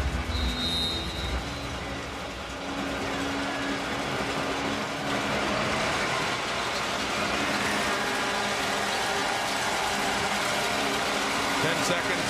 Ottawa 35. Deeper throw, and it's caught too around midfield. 3 seconds. That's Hardy with the catch. Well, Crum can try and buy some time, get outside the pocket, move around a little bit, wait till his receivers gather down around the 10-yard line and sling it. See if he either gets a pass interference call or maybe the miraculous catch. The Bomber secondary will drop way back. You got 4 deep for Winnipeg's defense. It's the only play they have at this point with 2 seconds. Last play. Crum dumps it short. Armstead will pick up some yardage. He's still going. And Brandon Alexander bumps him and finally takes him down inside the 25. So that is halftime. A half that had been close 15 minutes in, but it's a big drive all on the ground. Chris Strebler, Brady Oliveira, and that Bomber offense running their way downfield to take a 2-score lead at 13-3, and the big concern, of course, for the Ottawa RedBlacks at quarterback. Well, and the second one, once they figure out the health of Drew Brown and whether he can return, is how do they stop the run game between Strebler and Brady Oliveira on defense? Yeah, that running game, talked about those numbers. Oliveira, 75 yards rushing in this first half alone, and Strebler has 55 yards. Here's Oliveira now with John Liu. Well, Brady, would you put us in the huddle in that scoring drive where you and Chris Strebler were trading 11 carries for 70 yards? Yeah. Whatever it takes. Whatever it takes to get the job done. whatever play is called, we got to go out there and execute at a high level. So whatever it takes, let's go out there. We're going to keep going out there and fighting, and whatever it takes, man. Because the run has been so successful and the time of possession has been so skewed, how much do you think you're helping your defense and keeping that Ottawa offense off the field? It's good. I mean, the last couple of weeks, the defense have had our back, and we haven't held up to our job. So it's a big point of emphasis on this week in staying focused, and whatever play is called, go out and execute at a high level and fight. And whatever it takes to win, let's just go out there and get the job done. Thanks for this, Brady. Thank you. Let's send it back to Laura and the panel.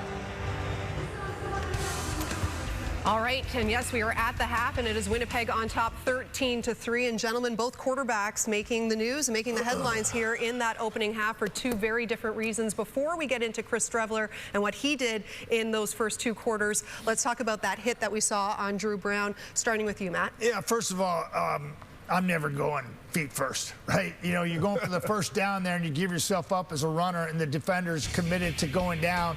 And the thing that Reddick Cramdy didn't do is pull his arm away from his head, and it kind of snapped his head in the ground here, and therefore we've got Drew Brown out of the football game. But, you know, if you're going to give yourself up as a quarterback, you've got to be careful in those situations. And being careful on a football field is not the idea. You go out there and move the sticks and get the job done. But, boy, you hate to see this because kids got such a promising future in front of them, had this team going in the right direction. Maybe not so much in this first half of ball play. But, guys, that's tough to watch there. And I think it was really close on Cramdy being tossed as well. Yeah, I've always been, I always fought for quarterbacks to try to slide earlier so that we don't put defensive players. I mean, look, or you don't like to slide. I like your point about diving. But if you're going to slide earlier so you don't put defenders in that position. I will agree, and Coach Barker said it while we were watching it, or actually I think Lapo said it, but getting the arm, the elbow out. And I think that was the one thing I didn't like from Cramdy. I think he dove to make the tackle on time. I think he could have got his elbow out of the way. Yeah, I thought it was a cheap shot. I really believe he came in. He went down. He was going to go to tackle him, but when he went down feet first, he had to do something trying to pull away, and his elbow came down on the head, rammed it in the grass, and we can't afford that in the league. I mean, we had the first 3 weeks of the season were some of the greatest football this league has seen, and we had no quarterback injuries, and now we got four.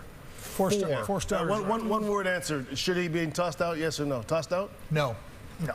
I agree. Okay, clean sweep. All right. Well, when it came to head coach Mike O'Shea leading into this game, he said, look, it's not all going to be on Chris Strevler's shoulders. He's just one piece of the puzzle. Everybody has to be sharp. We pretty much saw that in that first. What are you laughing at? I'm laughing at because Strevler said, screw that. I got legs and I know how to use them. It's kind of interesting when he got the ISO game, he actually got a quarterback that can put pressure on the edge, and it opens up things for your running back. And, you know, Strevler plays such a physical game. And some of it's, you know, it's just, you love it. But, boy, he's just getting tossed around here. That's Bryce Carter getting to him. But I guarantee it, Buck Pierce is a big part of this and what's going on. It says, screw it. We got to get back to who we are.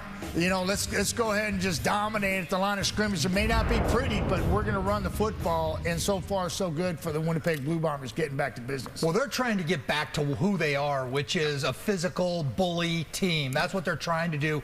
Defensively, out of the first 5 possessions, Ottawa had 4 2-and-outs. So defensively, this Winnipeg defense stood up, made plays, tackled well, all those kinds of things that they needed to do. And again, on offense, that one drive, Chaz, again, we talked about it during the thing. They're trying to reestablish who they are. 11 plays, 11 runs. 11 runs. Just 70 insane. yards, yep. That's not the CFL, that's Winnipeg. And I think if you're in the Bombers locker room, that's the story you're telling well, and I get it, that you're trying to get back to who you are, and we talk about, you know, the positives here. They're also playing with a quarterback who's really struggling to throw the football, so it's who they are and also who they have to be. But it's do what you have to do to win the game. And I add this, looking at what I've seen, the small sample I've seen from Crum, or the sample I've seen from Crum last year, and what I've seen, the small sample of Strevler since he's been back, Crum and Ottawa has a better passing game in this second half than Winnipeg does, and therefore have the advantage. They don't need it. Yeah. And big props for Brady Oliveira, 26 yards rushing last week. Yeah. He's got 75 already at the half, and it's Winnipeg with the lead. More at the half. You just in a way, so have a nice day. We just here to do what we want in our way. So if you didn't know by now, we came to play. Playing all day, party all night. We've been turning it up, we get it so loud. We ain't wasting any more time. Crossing the line for the touchdown.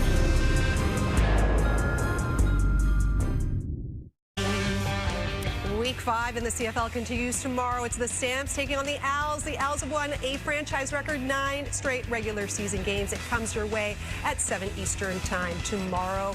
Time now for Coach's Playbook with Paul LaPolice. And Paul, let's talk about these Montreal Alouettes. What have you liked from them so far this season? I can't wait for this football game. Yeah. But what I would say is Montreal 2 weeks ago, they're throwing the ball deep. They get the best deep ball passing in the CFL. 1 week ago, they didn't throw it deep at all. In the first half, they had one throw deeper than 8 yards. But that works for them. Watch this. 2 defenders, they go all the way up into deep, 10 yards. But watch the corner. As the corner falls in, Cody recognizes it, gets it to Walter Fletcher. Hey, and for young quarterbacks watching, you're never going to go broke putting money in the bank. And you get it to him, use the space of this field for an easy first down. Same thing. You got 2 defenders. They go all the way deep. What does the low player do? The low player, he gets depth. What do you do when that happens? You throw for width. Cole Speaker out here, this is a 3-yard gain. What's he do? Catches it, has space, makes it 10-yard, another first down. Justin Rambo here. This is why our league has such a high completion percentage, because of behind the line of scrimmage throws. There's so much more of that in our league nowadays. He runs behind the line of scrimmage. Now there's 9 yards away from the next defender. Cody makes a nice, easy throw, lets him run with it. And this is what Calgary's going to have to deal with, making tackles in space. These receivers for Montreal can break tackles. I love this one. You're going to see a bunch of receivers coming around. I got them running over here early with a stop and play. That's pretty cool. But Julian Grant, Julian Grant, he comes behind the line of scrimmage once again. This is just they're blocking and they're just throwing it behind the line of scrimmage to get a player the ball in space.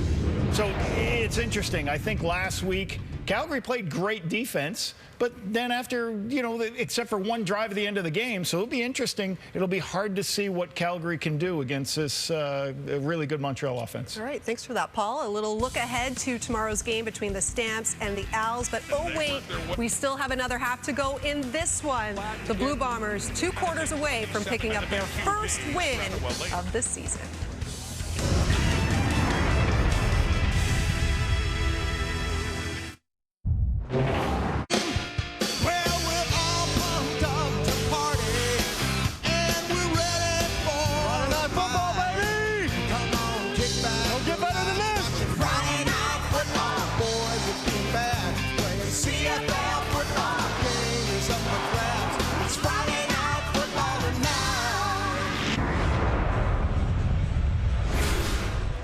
Halftime stats in Winnipeg. What really stands out, not just the rushing yards for the Bombers, the time of possession, nearly a 3-to-1 ratio. Here's John Loon now with Ottawa head coach Bob Dice.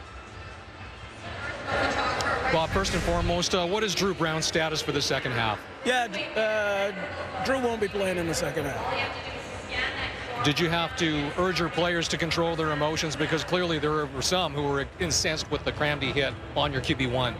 Yeah, well, that's a big thing. We talk about mental, emotional, and physical being the 3 components, and you're right, you have to manage all 3. We know at that time, as challenging as it is, those are the things you got to take care of. In a tough situation in this regards, but how you react is the most important thing. Thank you for this, Bob. Thank you. And along with John Rodsmith and Glenn Suter back at this game, the Bombers take a 10-point lead into the second half with Dustin Crum now got the offense in his hands to start this for Ottawa. Yeah, so it's different approach. I mean, a different attack strategy for the Ottawa offense, and I agree with the panel. Crum can still throw it now. Ottawa gets the ball to start the second half. Crum will be the quarterback, but first the return here by Detman. And a good return, too, to get it up around the 43 as he is tackled by Tanner Cadwallader. Another look at the injury late in the first half to Drew Brown.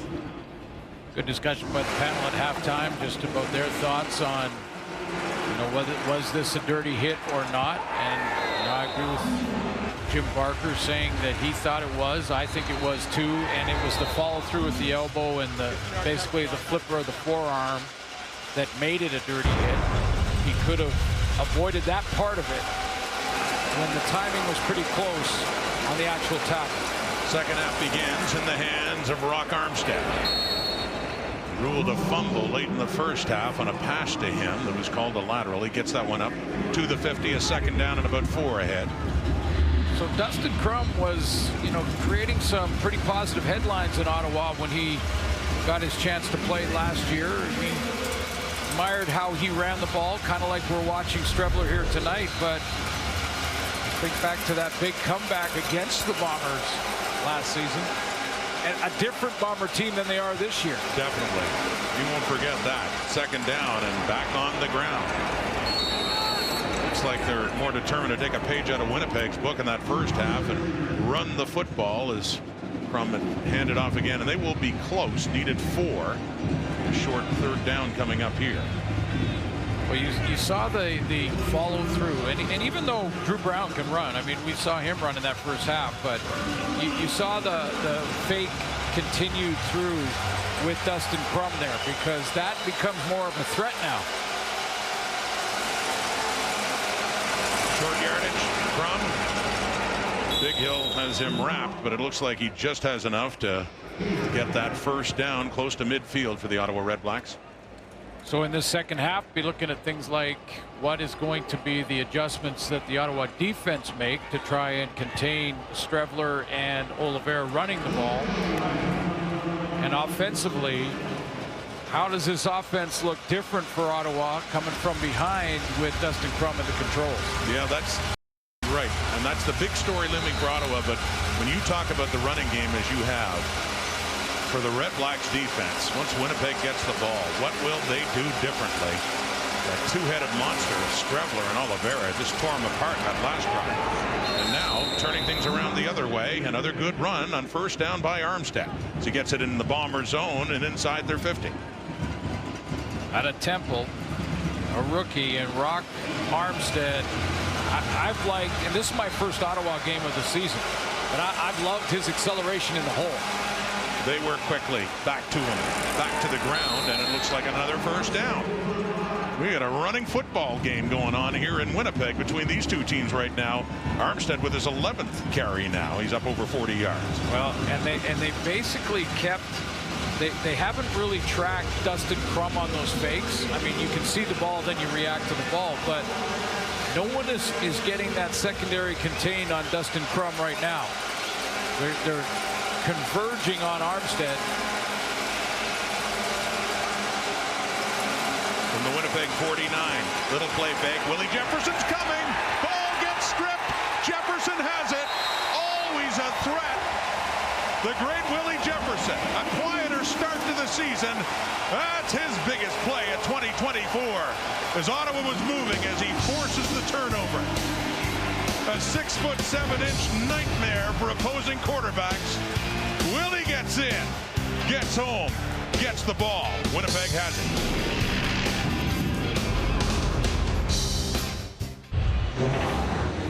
One-on-one matchup here between Zach Pelios and Willie Jefferson right off the edge. And right now, Pelios basically has him where he wants him. He has him wide, he has him outside, past the quarterback, but that great reach right there of Willie Jefferson, you can't defend against that. Pelios blocked him pretty well. He kept him wide, he kept him past Crum, and then he just reached back 3 yards and knocked it out of his hand. When you have that kind of wingspan, bad things happen to the other team. Forced turnover, back to Brady Oliveira. Takes the short pass, puts his head down. So those are receiving yards. He had 75 rushing yards in the first half. And that already is a game high for him this season. Well, it's an extension of the run game. It's the same two guys handling the football, but this is just a different way to get him maybe a little more space around him. Buck Pierce tweaking the two of them. And that time of possession is going to grabbed the Ottawa defense in the backside in the fourth quarter. They keep grinding it down. This is a second and short. Strebler, instead of pushing forward, he goes around the edge, and he easily gets another first down for Winnipeg. Well, I would say in the 24 campaign, this is the breakout game for Brady Oliveira, without question. Coming into this one, just a 4.3-yard average, which is not Brady Oliveira type numbers. Talked earlier about his no training camp and been nicked for the first few weeks, and he's back and running hard. And they have it to the Ottawa 40. So easily, at the very least, in the Castillo range again. Thinking more than that right now, and a first down. Third quarter. 10-point lead, 13-3. On the ground, surprise, surprise. In the hands of Oliveira as he works it down to about the 36 of Ottawa. And the guys on the panel at halftime talked about the Bombers trying to find their identity, trying to get back to who they are. And, you know, I said to start the season when we had that first Bomber game that I believe even when Zach Collaros was their starting quarterback, MOP Zach Collaros throwing the ball to all those weapons, Dalton Schoen and Kenny Lawler and all those guys, that it started and the heartbeat of it was Brady Oliveira. And how's this for offensive balance? There have been 13 passing plays by Winnipeg, 22 rushing plays. There's the 14th passing play. He threw it. Kevin Clarcius, the rookie, with his second catch of the night. Good enough for another Bomber first down.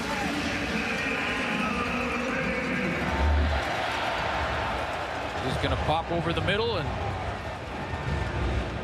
the linebacker's getting up into the line of scrimmage because the Ottawa RedBlacks are going to have to do something to stop the run.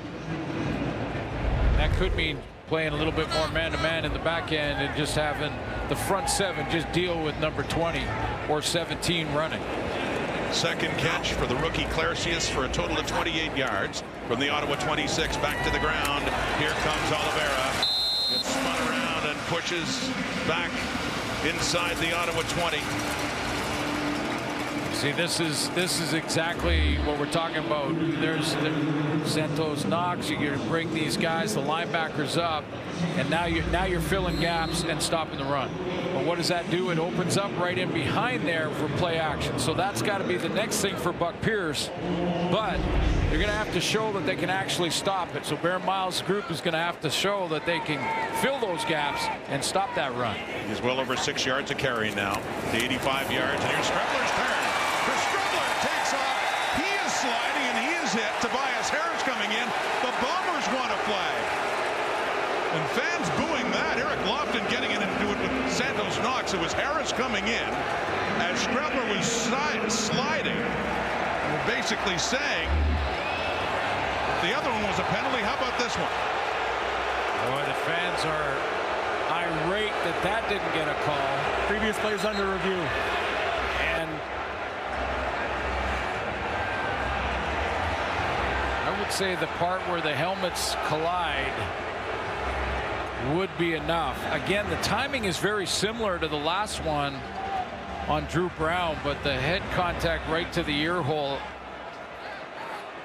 And I think he even brought in his left hand to the head as well. So, well, there was no question in the other one, and I don't see how there could be a question about. Well, the other one, the timing was similar. The difference was the forearm and the driving the head into the ground. But we saw the head-to-head contact.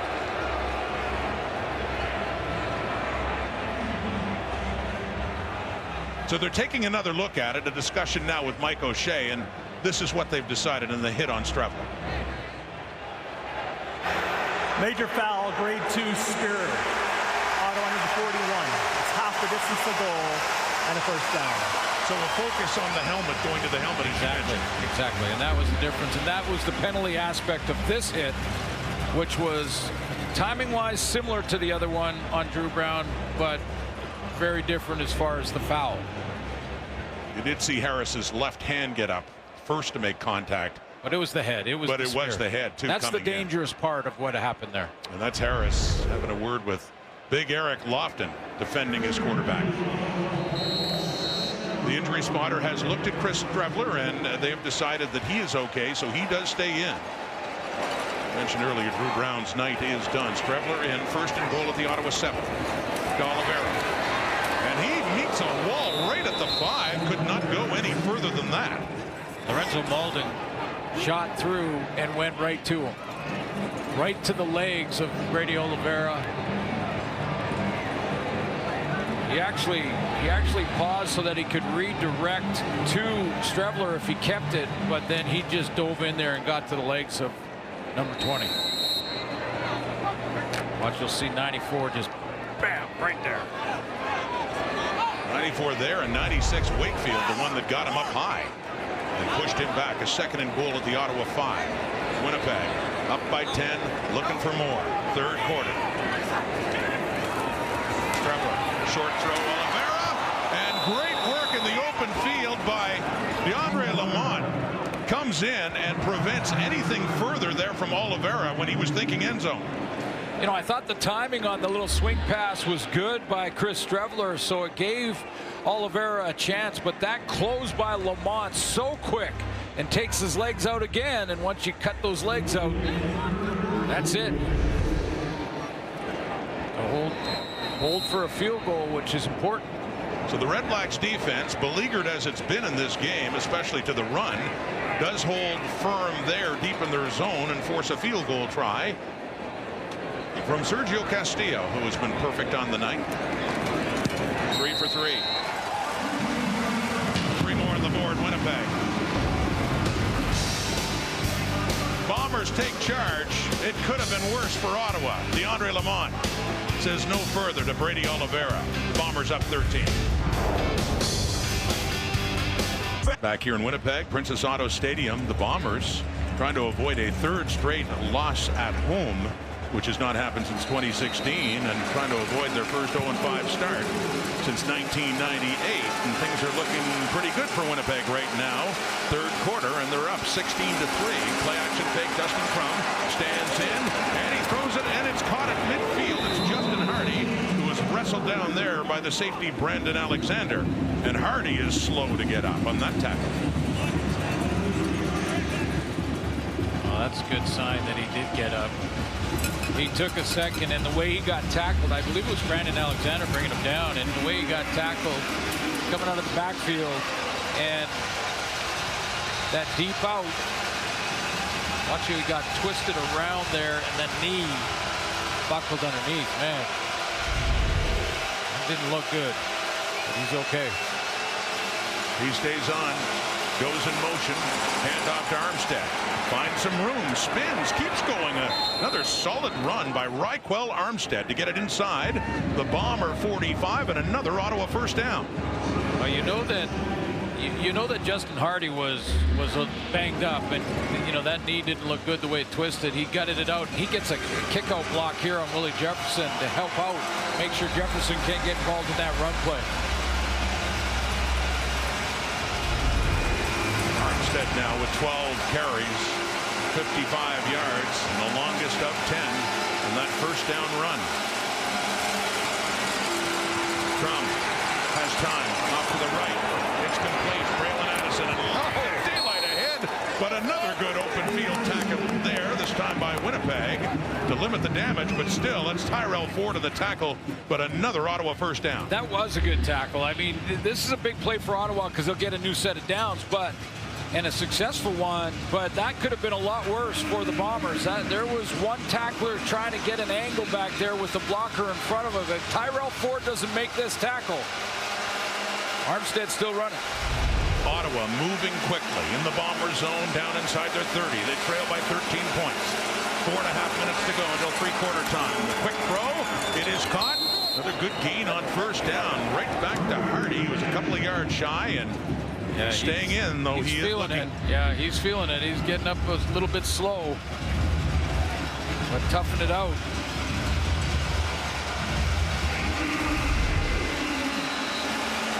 Ottawa's leading receiver coming in. Leading receiver in the night now, too, with 43 yards on the ground.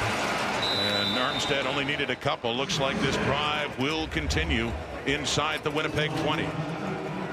Pride of East Carolina Pirates. Most receptions, NCAA history, and he's just behind Zay Jones. At one point he had it at 387. Yeah, was the leader. You know, that's some big numbers. I mean, 4th-round draft pick for Atlanta back in 2015. The National Football League, and Ottawa lucky to have him healthy right now after that hit. 1st and 10, Winnipeg 18. From it is deflected.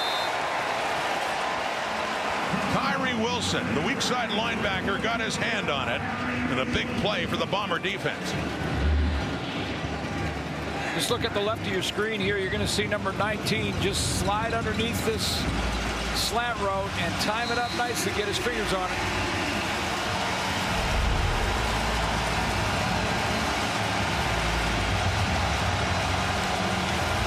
There's Drew Brown, Ottawa quarterback, injured in the first half. His day is done. Took that hit from Retta Cramdy. 2nd and 10. Crum takes off. He can run. He does. 1st down and more. Takes a hit. Still on his feet. Like a big scrum there to stop him as he never actually went down. They blow it dead right around the 5. So another quarterback who's renowned for running takes off and gets a 1st down. So now the Bombers defensive line's got to be disciplined in their lanes. You see one falls. Not sure which number that was, but that was that inside C-gap lane between the guard and the or just outside the tackle. As it developed, and Crum took advantage of that. One defensive lineman falls down. There's an open lane to run, and he'll take it. Crum was a nightmare for the Bombers defense in Crum's first CFL start ever in Week 6 a year ago, including a touchdown run in overtime. It's 1st and goal now at the Winnipeg 4. Handing off. Armstead spins. Touchdown. Ottawa RedBlacks getting back in this game with a huge 3rd quarter drive.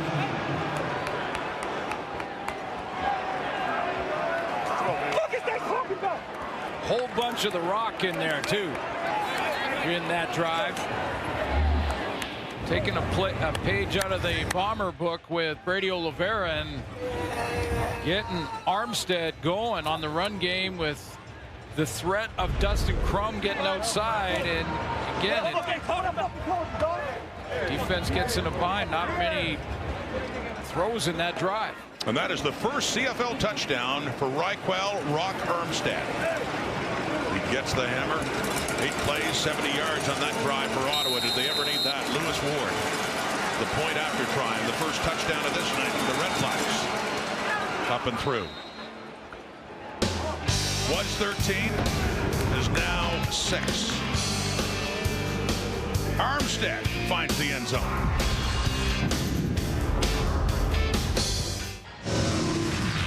Big drive for Ottawa to get it back to a 1-possession game. Starts with this throw to Justin Hardy. That's where he became Gumby. Somehow wasn't injured by that tackle from the safety Brandon Alexander. And then this throw, just a couple of throws in the drive that was 8 plays, 70 yards in 4.5 minutes. That one to Braylon Addison. And then Crum taking off on a run up the middle. Finished by Armstead. We got a 1-possession game. First CFL touchdown for Rock Armstead, and it gets the RedBlacks to within 6 on the ensuing kickoff. Now it's Chris Smith. And Lucas Cormier in his 2nd year coming in for that special teams tackle. Strebler coming back on. Winnipeg. Close game at a Friday night in the Fed. Last week, McMahon Stadium in Calgary, late in the game, Chris Strebler. He's in for the injured Zach Collaros, and this touchdown in the final minute forced overtime. Strebler finding his friend Drew Wolotarski with more on that friendship. Let's go to John Liu. Yeah, Rod. Now, how far would you travel to your best friend's wedding? Well, if you're Chris Strebler, nearly 16,000 kilometers trekking to be Drew Wolotarski's best man in Australia back in February. Strebler flew from his home in Arizona to LA, then to Sydney, Australia, then to Perth before driving out to Dunsborough on the extreme western tip of the continent. And this friendship started back in their Golden Gopher days, 2013, and they're together as Bombers teammates for a second time round in a friendship that Wolodarski says it is so close that he knows Strebler better than he does his own brothers. And now that both men are pressed into bigger roles because of the Bombers' rash of injuries, they're drinking in this opportunity to the fullest, Rod.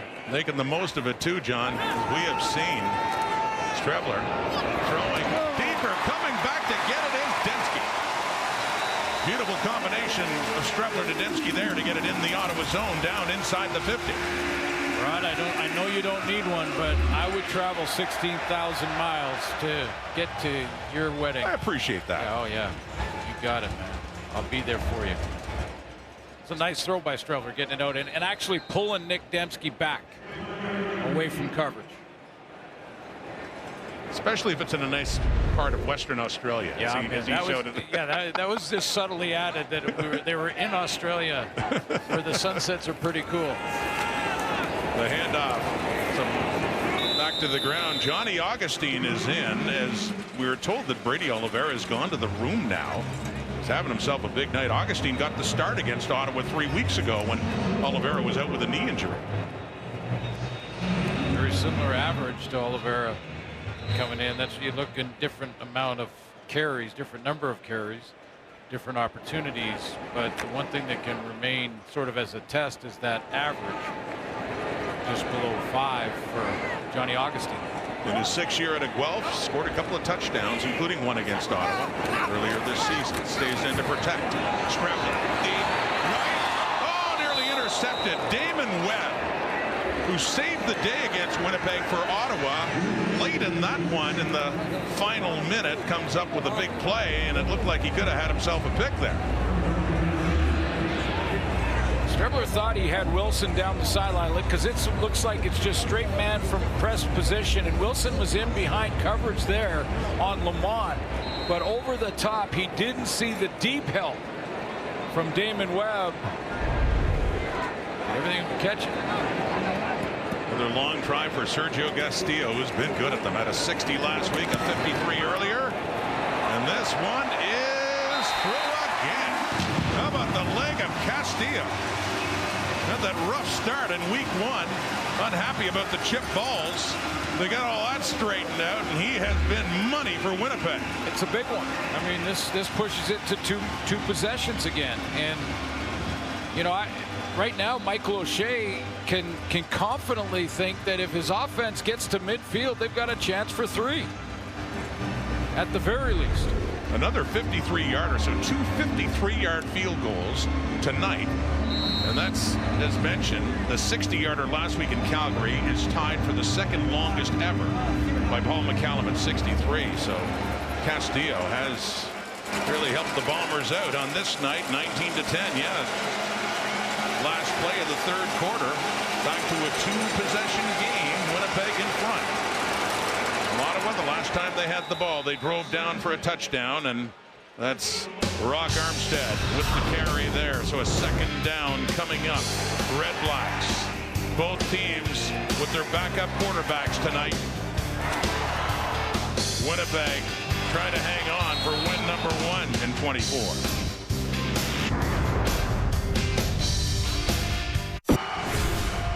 Through 3 quarters in Winnipeg, the Bombers have the 9-point lead. But Glenn, they have led before. They led Ottawa 3 weeks ago in Ottawa after 3, but couldn't hang on. And that's the big challenge of an 0-4 team now. Yeah, we've been saying for 4 weeks that the biggest surprise in the league this year has been the 0-4 Winnipeg Blue Bombers after going to the Grey Cup and Grey Cup appearances in 4 straight years. That's been the biggest question. And now can they hold on to this lead? Because they've been close in all of those losses. You know, field goal here, 1 possession there. They've got a running quarterback they got to deal with in Dustin Crum. He already has the confidence that he can come back against the Winnipeg Blue Bombers. Did it last year. And can the Bombers finish and get that first W of the year? And Drew Brown can only watch. His current team tries to come back against his old team. Brown taking that hit late in the first half, and his day is done. It's up to Dustin Crum now at quarterback in a 2nd and 4 to start the 4th quarter. He has the time. He looks deep. It's intercepted. Terrell Bonds in coverage, and Dominic Rhymeson has a bit of a return going here. Up to the 40. And then out of bounds, closer to the 50. for Terrell Bonds. Coming up with that pick, his first CFL interception.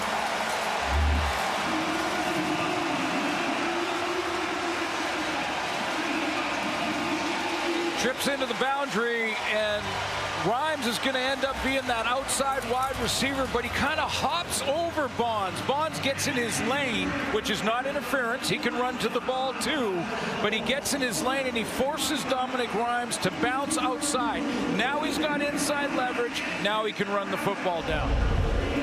One of the big changes for Winnipeg in their secondary, 2 new corners with Bonds, Demario Houston gone to Calgary. And you got Tyrell Ford on the other side, on the field side, but a big pick, another big defensive play. Winnipeg taking over, up by 9 at their 48. Johnny Augustine still in at running back for the Bombers, and Strebler just throws it away after rolling out to the right. Second down coming up. Well, it's sometimes just your positioning as a defensive back. I want to show you again. Here he is right back here. That's Dominic Rhymes. He's going to end up being the wide receiver in this trips formation. Now watch how he jumps inside right there at the edge of your screen, and that forces Rhymes to the outside shoulder, and now Bonds has the inside leverage, and that's how he can run down the ball before Rhymes can get there. And a nice little return too, and the ball finds a place on the bench right beside him. There's a keeper, the first-year CFL corner, Terrell Bonds, in the interception. Second down, close to the first down marker for Dick Dembski, but it falls incomplete. And Damon Webb in coverage, and just what the RedBlacks need, they forced the 2 and out after they had given the ball away.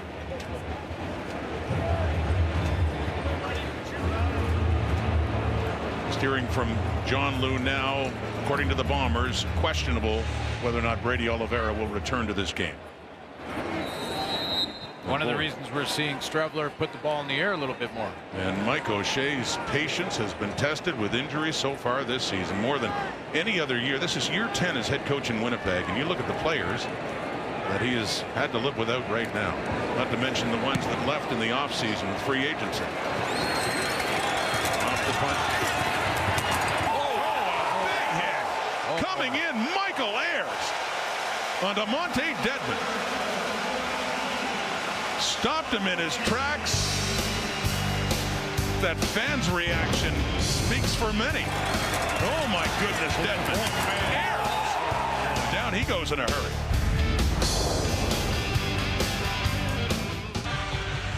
A welcome sight for the Bombers. They couldn't guarantee he'd be back, but shortly after that he did come on. He hopped on the bike and he looks to be fine. He looks like a guy who wants to get in and play again. Having a good night too with 87 yards rushing. But it's Ottawa ball. Dustin Crum. Possession after he threw the pick.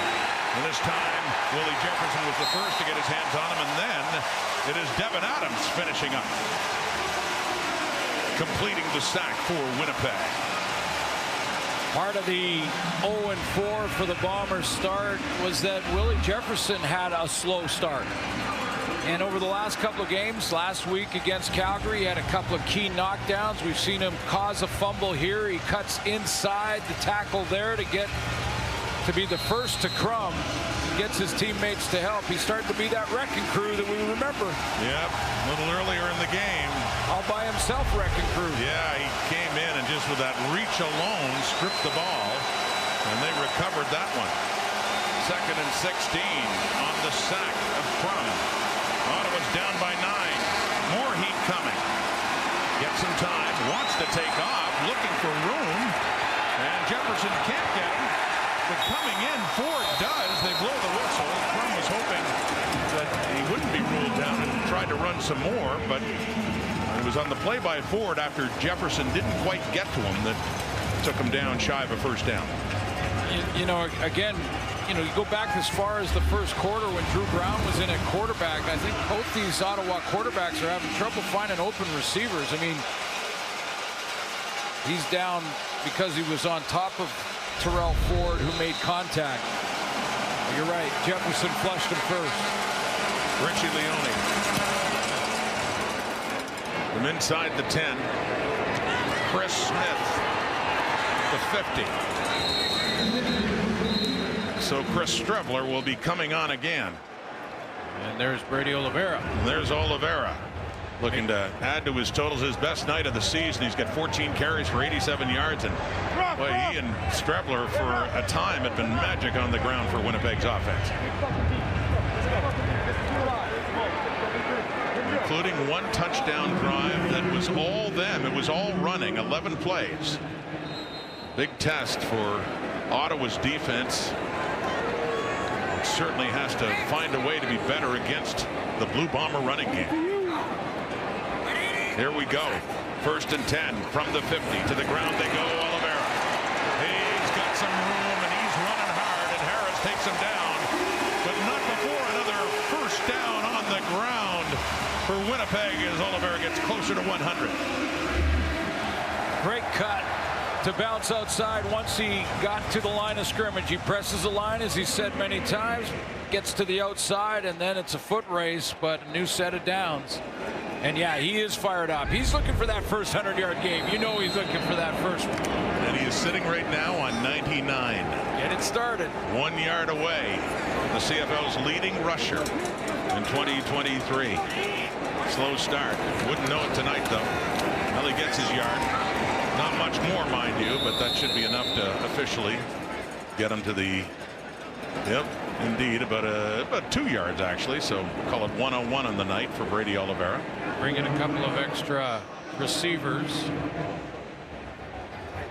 A couple big guys have come out. Fullback comes out in the 2nd and long situation.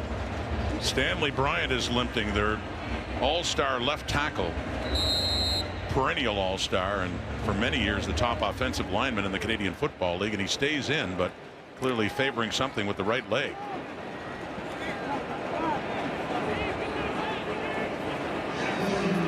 He's lined up against Lorenzo Malden.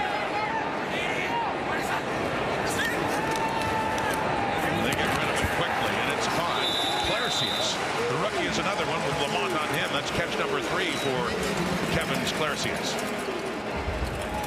Think it'll be short, though, and let's go back and look at Lorenzo Malden versus a limping Stanley Bryant off the edge. Malden goes one-on-one. Bryant just gets in his way. Big bodies, keeps him out to the outside, and allows Strebler to throw it to the right receiver, but just short of the first down. Well, these field goal tries just keep getting shorter now for Castillo.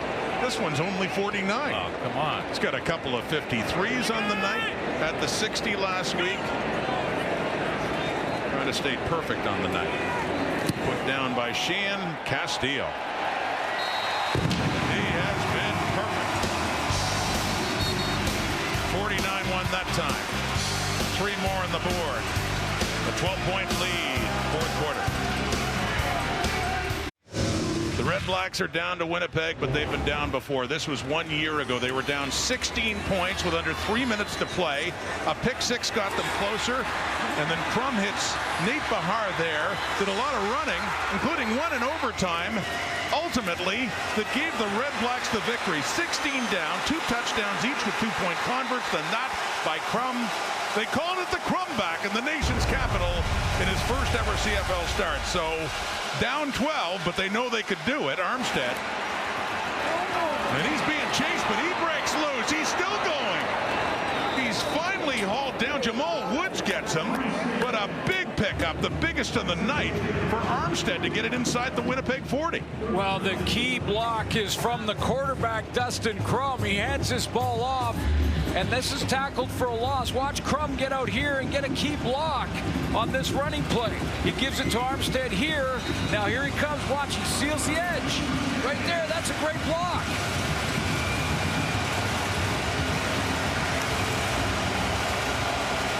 Might have been a penalty at the end of that play, too, for horse collar. Big block. Helping out a big run by Armstead from the Winnipeg 39. Screen off to Addison. Nowhere to go. Got him behind the line of scrimmage. Kyrie Wilson is there. And so, too, is a rookie, Owen Hubert, getting in on the act. But that is the Willie Jefferson effect.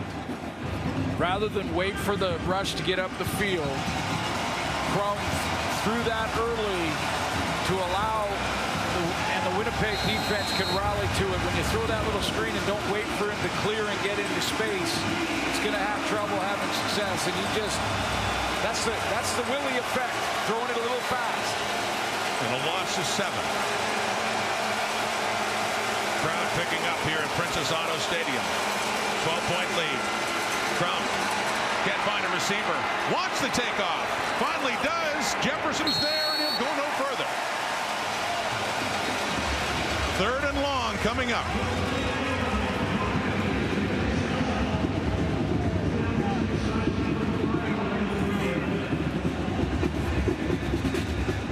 Try a long one going the opposite direction.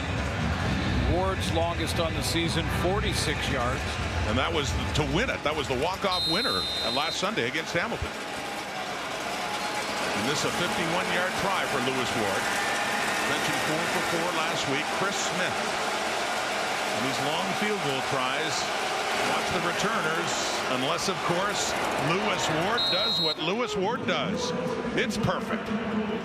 Very accurate night for the kickers. And much needed 3 on the board for Bob Dice's RedBlacks. Trailing by 9, 4th quarter.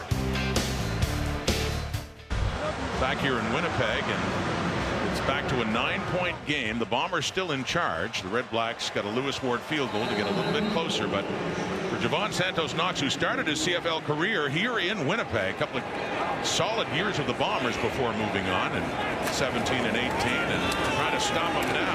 That man, Oliveira, back in, got over 100 yards in the previous drive for the night, and he picks up about 4 or 5 more. We'll call it 6, and a 2nd down and 4 coming up here for Winnipeg. All kinds of motion in the backfield there for the Bombers before the snap. No manageable situation here for Strevler. And a sense of urgency has to kick in for Ottawa right now. Especially against an offense that has had an ability to just kill the clock. Long drives running the ball. RedBlacks defense cannot afford that now. Not down 9. They run again, and they get close to a 1st down. It'll look like a 3rd and short. We got a fight going on. We got flags coming out. Tempers flaring between the Bombers and the RedBlacks. As Oliveira had got it up close.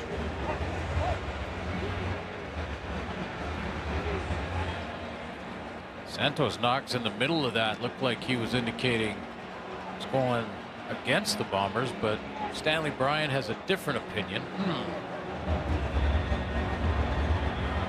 So does Darius Pickett. I think with these, and, you know, we'll try and find the exact infraction here, but with these, offsetting is, to me, the way they always should go. I mean, 2 guys are doing something they shouldn't. Give them one, give them both a penalty, and let's move on.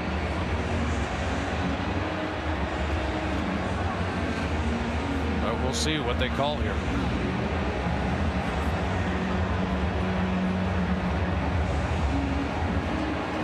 After the play, there's 2 misconduct penalties. A 15-yard misconduct penalty on 86 and a 10-yard misconduct penalty on Ottawa. It's 3rd down and 6. Winnipeg. So a 5-yard difference in penalties announced by the referee Tim Croker. So Kevin's Clarcius, the rookie, and a costly penalty too, as they're going to have to punt the football. Well, it sounded, that's interesting, because it sounded like the same penalty, and yet one was worth 15, the other worth 10.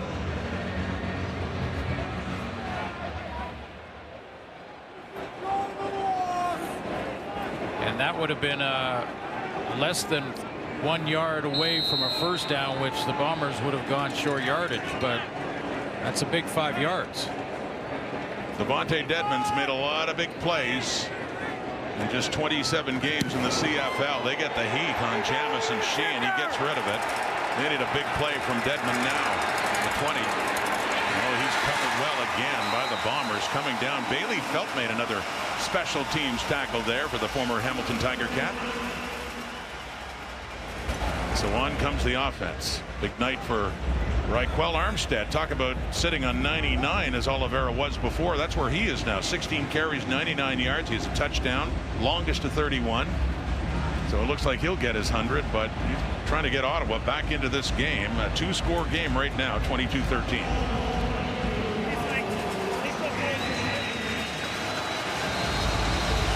Willie Jefferson's not out there with the Bomber defense for this first down play. Going through the rotation.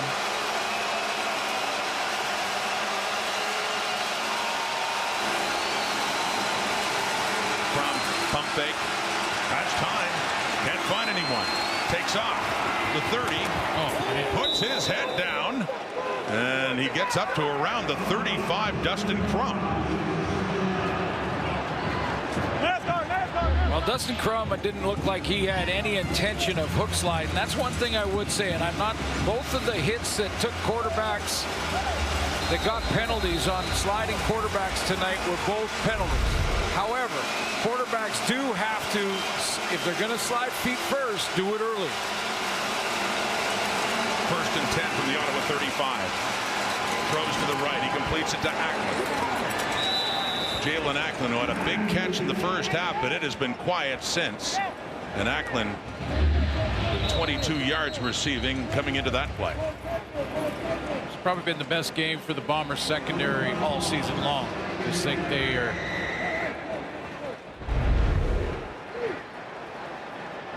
They're flying around, and both Ottawa quarterbacks have had to hang on to the ball longer than they've wanted to tonight. Of course, there was the interception by Bonds, who I think that's who's down right now. Terrell Bonds, the injured Bomber, yes indeed, after a gain by Ackland of 7 yards, a 2nd and 3 coming up. His first year at a Tennessee State, had that big first CFL interception earlier this half. And Michael Griffin on the right, number 32, is one of their backups in the secondary. Looks like he's getting ready to come in this game. The new boundary corner for Winnipeg this year, Terrell Bonds.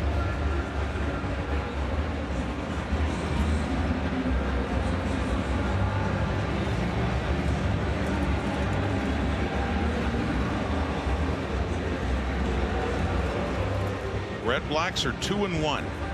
The Bombers 0-4.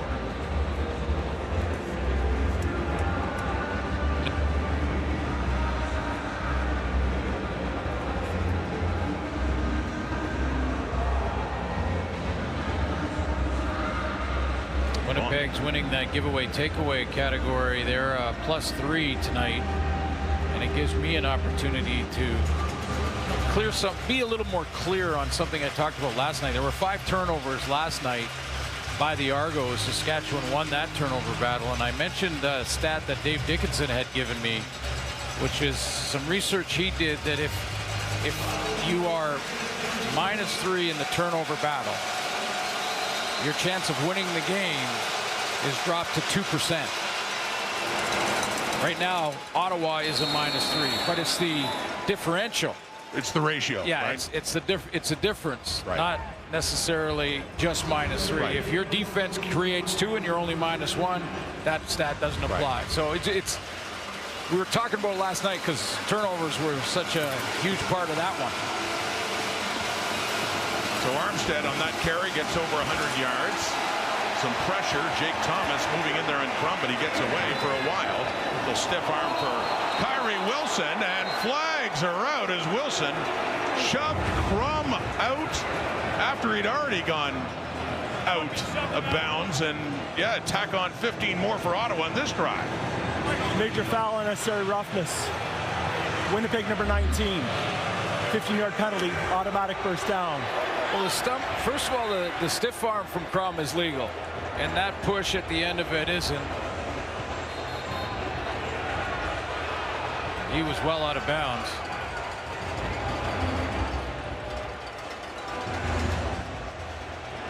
Timeout, Ottawa.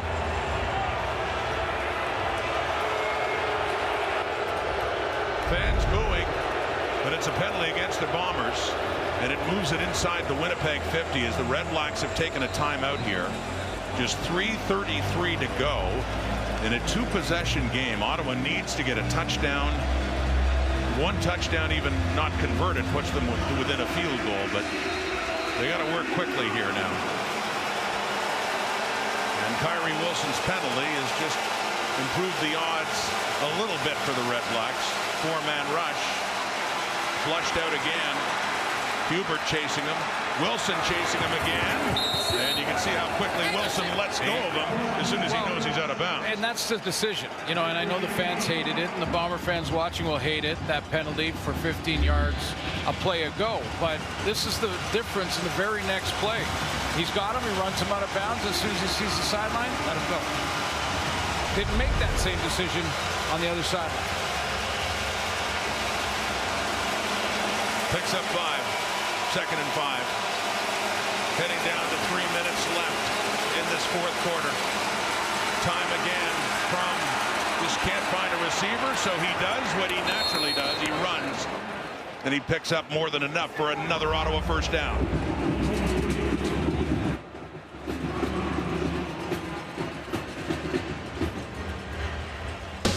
The 3-minute warning has been called, and the RedBlacks need another big comeback against Winnipeg. It's 22-13 Bombers. Week 5 CFL on TSN continues tomorrow. Molson Stadium in Montreal. Jake Mayer and the 2-1 Calgary Stampeders up against the defending champions Cody Fajardo and the 4-0 Montreal Alouettes at home. Best team in the league right now, the Montreal Alouettes. Looking that way. And opening night, we were here when they put a number on Winnipeg in the Grey Cup rematch. It was all Alouettes in that game. Looking very strong, coming off a big win over Toronto. Blitz coming. Blitz coming. Wilson hauls him down. And Kyrie Wilson will certainly take that. And what he does to Dustin Crum there, because it's pushed Ottawa back and the clock works its way down a little further. Well, Ottawa needs a field goal and a major to win this football game. So that's 2 possessions, and they'll probably, depending on how long they take, we're going to need an onside kick as well. If you kick the field goal now, you save a whole bunch of time.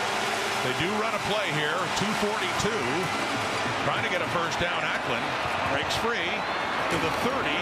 And he gets down inside the 30, but here we go, and the field goal unit is coming on. Well, now you'd have to because it's 3rd and long, but you're thinking worry about the clock. First down, it, right? I was suggesting on first down.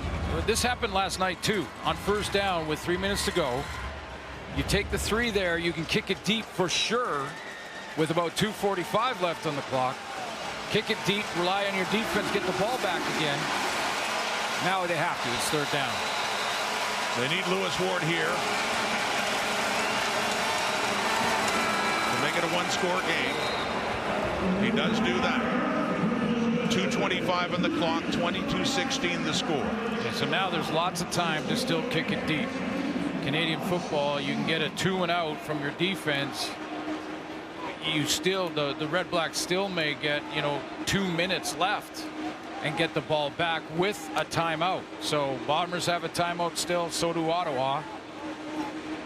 All challenges go to the command center automatically inside of 3 minutes. So this chess match in the final 3 minutes of games has been a topic of discussion all season long because we've been in these situations all season long. And Winnipeg, yes, has been in the situation where they haven't been able to hang on. They've been in close games. All their games except for the opener against Montreal have been very, very close.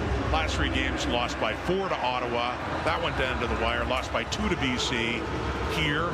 And then last week losing in Calgary by a field goal in overtime. And right now the Bombers, you saying that and thinking about that, they are too.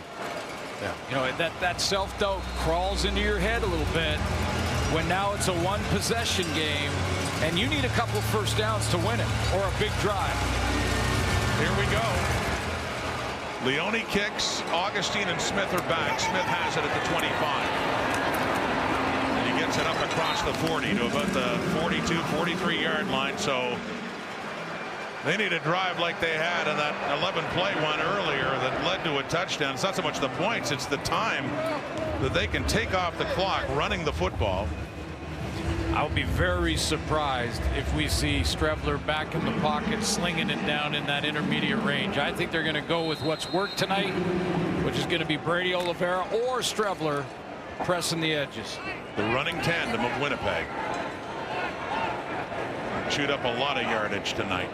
109 for Oliveira, 69 for Strebler. Oliveira has it. Strevler running right up to help with the blocking too. And right after, Lorenzo Malden is in on the tackle.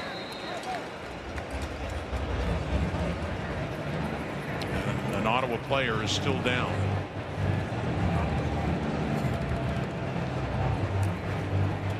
It's a pickup of about 5 yards for the Bombers. Frankie Griffin, their will linebacker. He's at the bottom of that pile.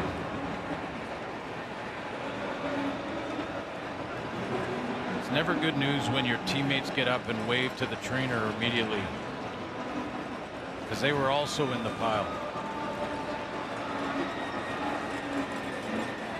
He has become a fixture on that Ottawa defense. Coming in, led them in defensive tackles with 18 in his second year out of Texas State, San Marcos.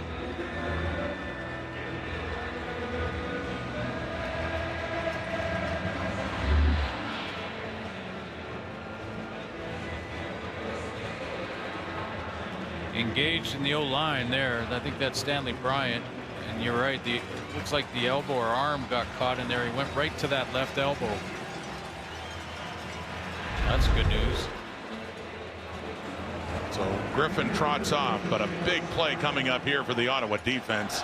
Is it ever? And Davian Taylor is in at the weak side. Linebacker spot of Griffin's. Taylor, number 43. 2nd and 5 coming up. 2:10 on the clock. There's Taylor. You run right at him, Coach? I'm sure that's what they're thinking. That's Malden's side too. 2nd down, quickly throwing. Left side, 1st down. Oliveira. Right at him. They did go that side. Yeah, they did. They went right at him. Taylor is the linebacker that's a little slow to release and get out there on Brady Oliveira. They go right at it. Frankie Griffin is hurt. Buck Pierce notices it. He sees that linebacker lined up. You see 41 pushed him out of bounds, or 43 I should say, but it was late.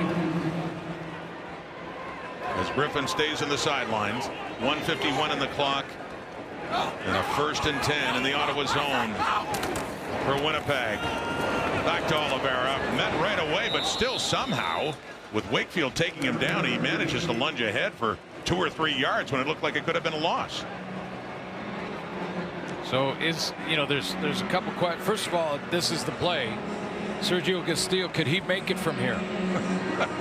Well, I mean, it's not a stretch. It's not when he's hitting 60 last week in Calgary. That's what I'm saying. And 2 from 53. I mean, even from here, I guess the only thing I think of, though, is the big return. It's Devontae Dedmon standing back, and Castillo has been absolutely perfect on the night. But if he ever missed, that would be such an opportunity for Ottawa,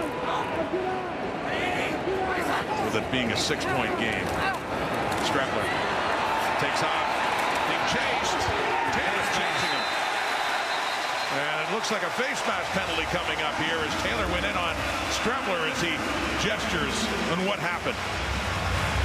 Just like face that. mask. Ottawa number 43. 15 yards at the end of the play. Automatic 1st down. Frankie Griffin goes down, and 2 plays in a row right at the guy who replaces him, Darion Taylor.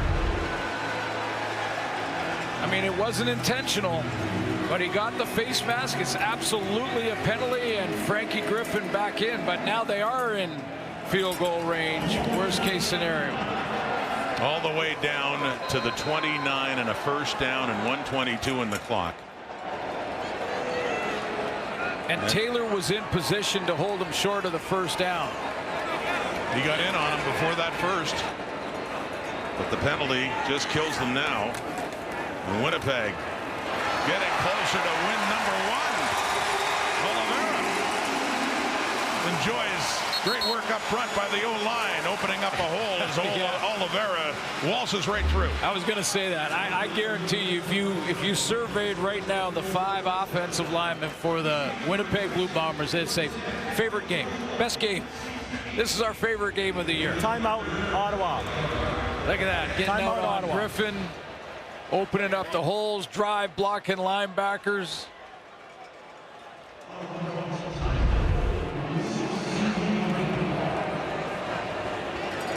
This is the type of game those guys love. Straight ahead. Seen a lot of that tonight.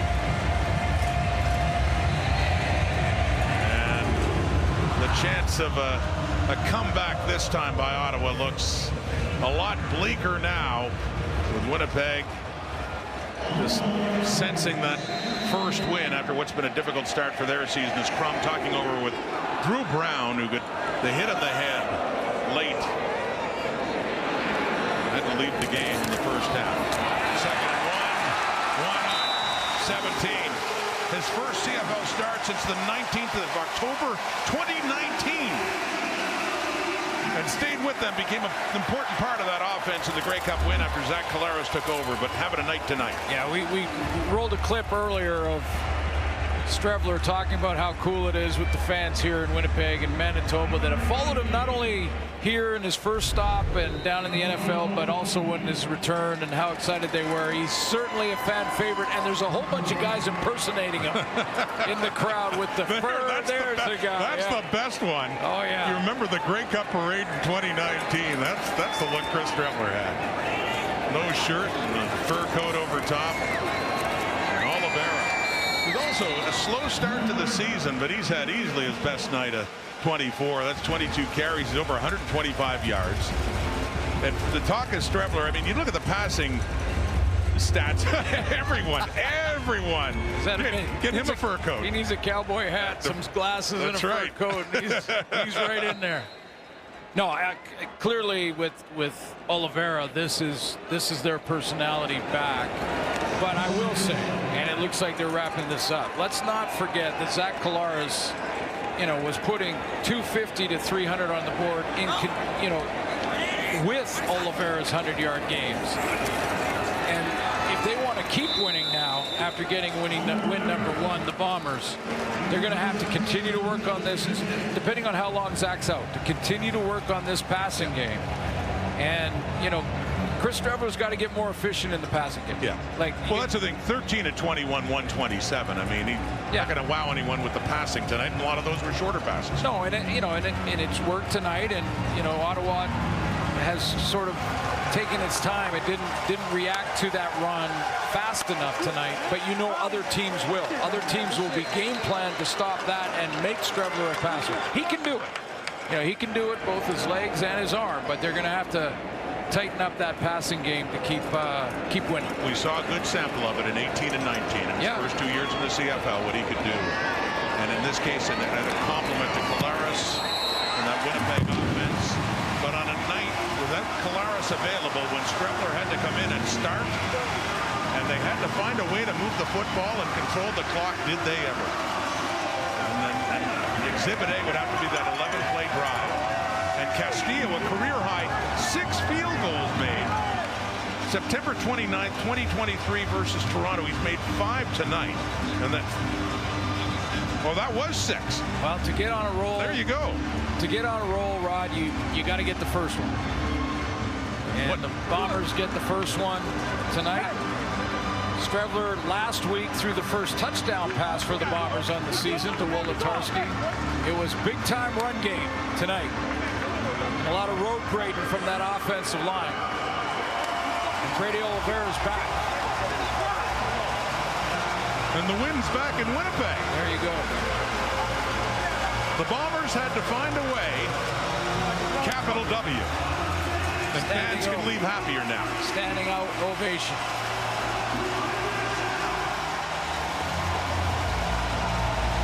Big crowd again, pushing 30,000 here tonight. Beautiful night in Winnipeg. Hey, one possession, that self-doubt creeps into your mind. They've lost some close ones with the lead going into the fourth quarter, and not tonight. They finished it off. No team won more games in the previous 4 years than the Blue and Gold. And they hadn't won at home yet, which was crazy. Solves a lot of problems, for now anyway. We can say, for the first time in 2024, Winnipeg wins. Some satisfaction, despite all the injuries for Mike O'Shea and Chris Streveler. wins his first start back in the CFL, and Ottawa falls to 2-2. And they lose their starting quarterback, Drew Brown, for how long, we do not know. But I think the Bombers can be satisfied, as we've talked about, with doing what they had to do to win this football game tonight. Yeah, they did exactly that. They got back to the run. They got back to their origins over the last 4 years. For the next week, we will hear the quarterback updates throughout the week on both Drew Brown and Zach Collaros. As a matter of fact, here in Winnipeg. W for Winnipeg, W for win. And here in southern Manitoba, they celebrate. Big night by the defense. Big night on the ground. Oliveira and Strebler in that offensive line, too. Bombers host Calgary next. Ottawa goes to Edmonton. Thanks for watching Friday Night Football on TSN. Have a great night, everybody. To the CFL we go. With Zach Collaros out, the Bombers turn to Chris Strebler, making his first start since October 2019, taking on the RedBlacks. Strebler trying to ensure Winnipeg doesn't start 0 for 5 for the first time in nearly 26 years. 6-3 Bombers in the second. Brady Oliveira cuts upfield, makes a man miss for a big gain. 26-yard pickup. Oliveira had 26 rushing yards total last week. Next play, Oliveira again. This time, he picks up 9. 2 plays later, Strebler punches it in on the sneak. An 11-play drive. All runs lead to Strebler's 5th rushing TD this season. It's 13-3 Winnipeg. Bad news now for Ottawa late in the first half. Drew Brown scrambling, slides, takes a forearm to the head. Brown, a former Bomber, was taken to the locker room. He did not return, so Dustin Crum takes over at quarterback. Ottawa's opening drive of the second half, and Crum is stripped by Willie Jefferson. Bombers recover. Jefferson's second sack of the year. First forced fumble leads to a Bombers field goal at 16-3 Winnipeg. Okay, now 19-10 in the fourth. Crum going deep. Picked off by Terrell Bonds. Crum threw 12 picks last season. That's his first this year. The Bombers D forces 3 turnovers along with 3 sacks. Winnipeg avoids their first 0-5 start since 1998. They win this one 25-16.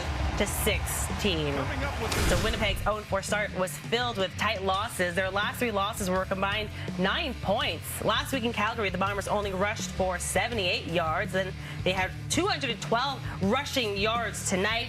Jefferson's strip sack was his first forced fumble of the year. It's his 5th in 5 seasons as a Blue Bomber. All right, coming up after the break, we're going to check in on your Toronto Blue Jays.